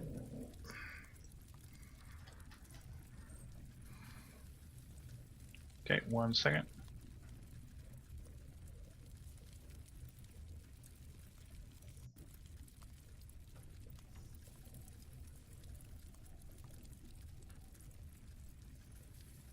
I'm just going to use my shuriken because it's basic. Well, actually, no, I can't even do that because it's shoot, that's not good. Yep, so I just got to roll dexterity.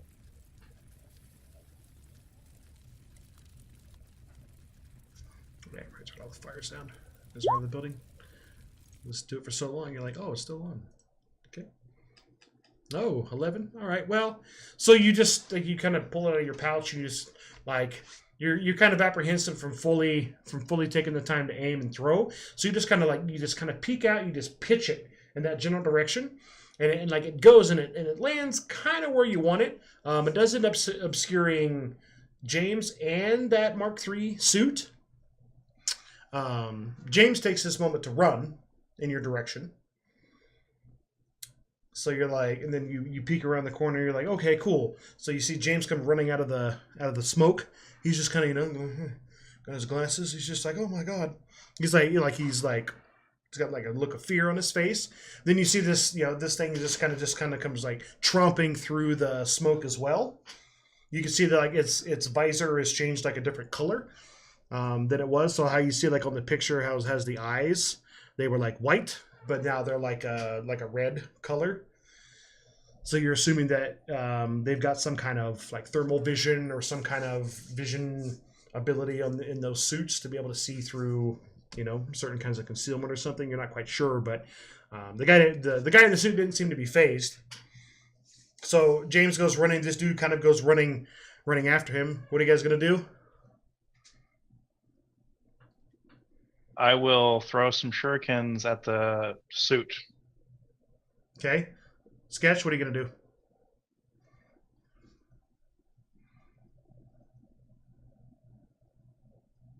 Okay, if I have this right, we're staring down a dude. We're staring down like a battle suit and a shurikens are being thrown at him. Yep. So Dragon, he's like pulls out some shuriken out of his pouch. Looks like he's getting ready to throw. I'm gonna hold my action. Okay.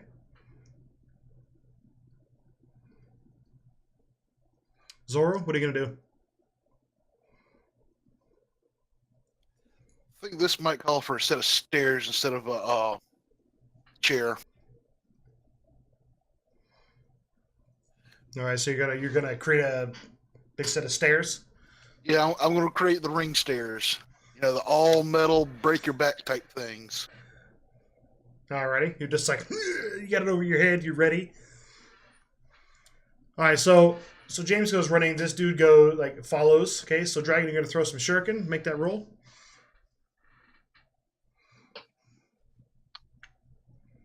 Uh, 13. Okay, roll some dice. Oh.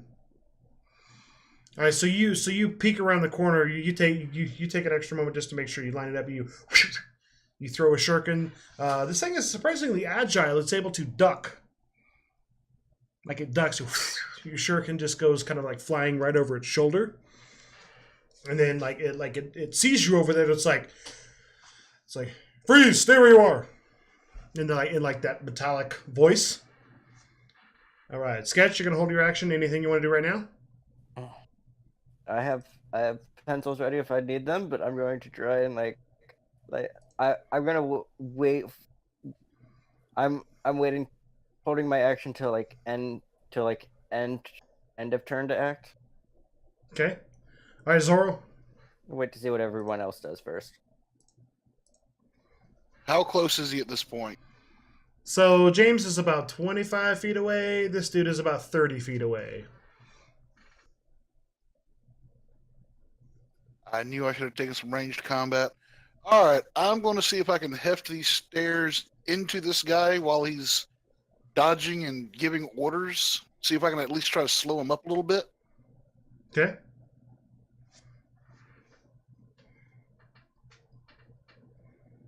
I think I maybe can make 3 feet. Oh, you're killing me. Okay. So Yeah, killing me! so what were you gonna do again? Sorry. I was going to hurl the steps at him and try to either knock him down or delay him a little bit more. So you step out there. You're like "Hurrah!" Like you just throw them and they just go like they're not very aerodynamic. You would think they would be more so, but it just kind of tumbles and they just kind of land, dunk, dunk, dunk, dunk, and they just kind of roll off to the side. Well, that was useless. Give him some stairs, yo. So you see, so the guy in the suit that's running, like he points his arm at James, and this little looks like this gun or whatever comes out of the back of it, and he shoots him, hits him like right square in the back, and he just kind of does the whole where he just lands, face plants, and slides like a penguin. Like he slides 5 feet. Like he's you look at him, he's unconscious. His glasses are broken. You know. Then you hear rocket thrusters or whatever, and you see the other suit. This one's flying a little higher up, comes flying over your direction, and it's got its cannons out, trained on you guys. All right, Dragon.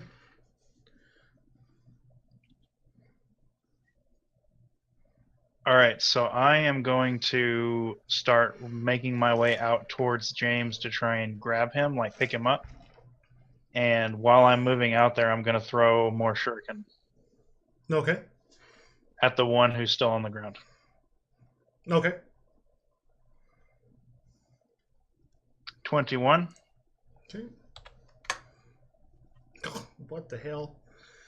People that watch this, I'm not cheating. All right, so you like you throw this, like it looked like he was kind of ready. He steps to the side just enough, and like the shuriken kind of like whizzes across the side of his helmet or whatever, taking the paint with it, but it doesn't land a solid hit. All right, fair enough. So you're able to. So then, like you throw them, like and you're able to, like you're, so like you come out. So do you throw then come out, or do you come out and then throw?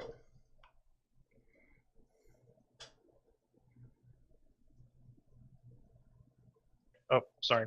I did the same thing again. I was talking. It's kind of all in unison. I come out and I throw them as I'm moving towards James. Okay, so you you come out of the alleyway, right? You flick your shurikens, right? You feel something grab a hold of your left arm, and like you stop for a moment and you look, and it's like they're like the shadows that's on the side of the wall because it's getting late at night now, right? It's getting relatively kind of dark. Obviously, there's enough light out there in the streets, but there's like darkness in here, and there's like the shadow it's like wrapped around your arm.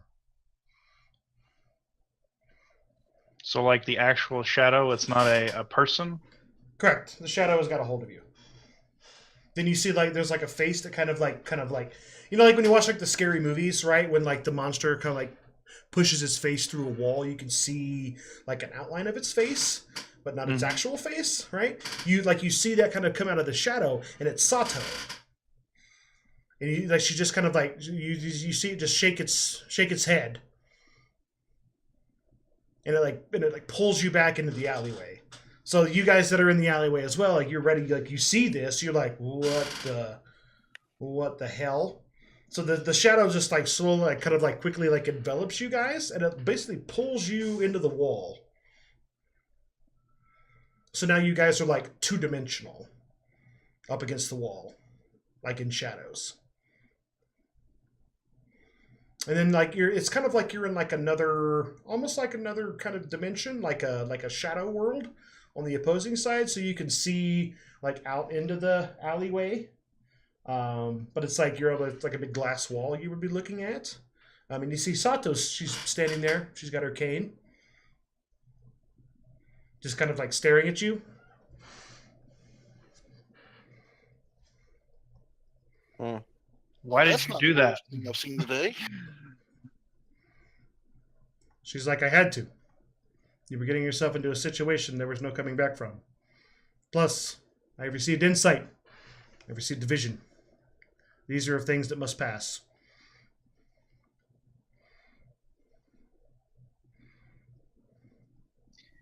So what you're saying is we have to leave him there to get captured by the police.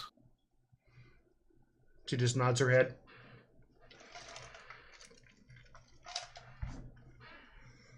So as you guys stand there, you see like the robot comes flying in to the alleyway and it lands. It looks around and you can see it. It's like right there. It's just kind of like 2 feet from the wall. It's just kind of as it tromps down the alleyway. You can see like its visor is changing several different colors, like it's cycling through different kinds of vision. It looks around, but it's unable to detect you. And like the sound that comes through is kind of like muffled, kind of distorted. It's not like you're hearing clearly. Then like it turns and it walks out of the alleyway. Like you can see it. They've disappeared. We've lost contact. The other one's like, we have this one in custody. So you guys can kind of like walk around and like to the edge of the alleyway, and then you're able to kind of like go along like the corner, and you can kind of see out there, and you can see that they're picking him up. One picks him up, puts him over the shoulder or whatever. And they like the SPD truck finally shows up. Some dudes like three or four of the regular troopers kind of pull out. They take him over there. They put him in the goofy cuffs with the neck thing. And then they put him in the back of the truck.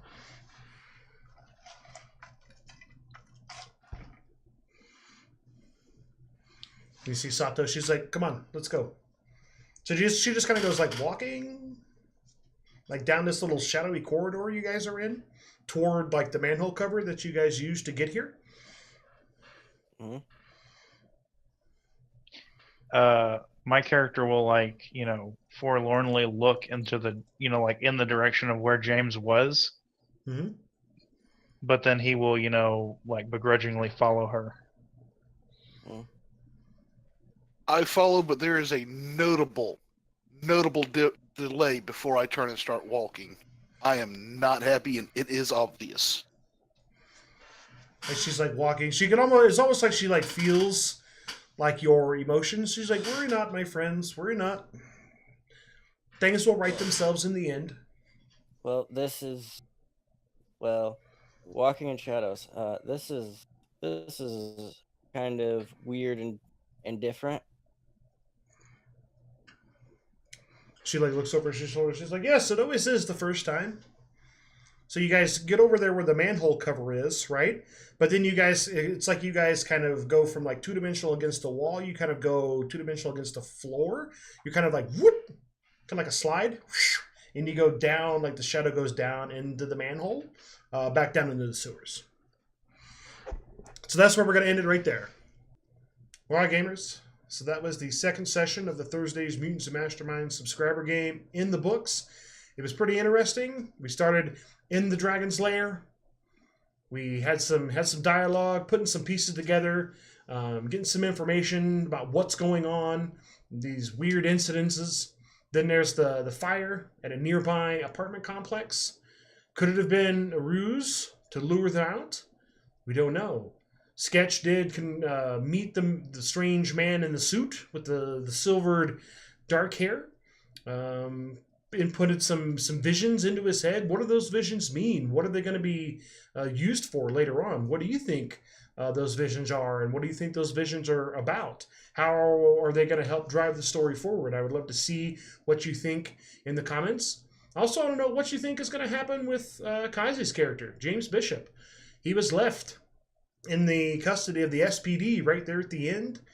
Sato, Shadow Dragon's master, mentor, prevented the party from attempting to save him, possibly saving their own lives as well. What do you think is going to happen with that next week?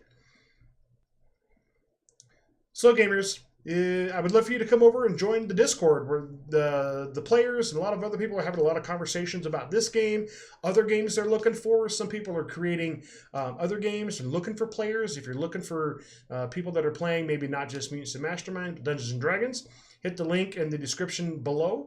Come on over, join, start up a conversation, maybe even get into a game with some of the other people in there. Have some fun. I would love to see that and hear the stories about your guys' games. So, with that, until I see you again in the dungeon, I'm Brian, your Game Master, and happy gaming.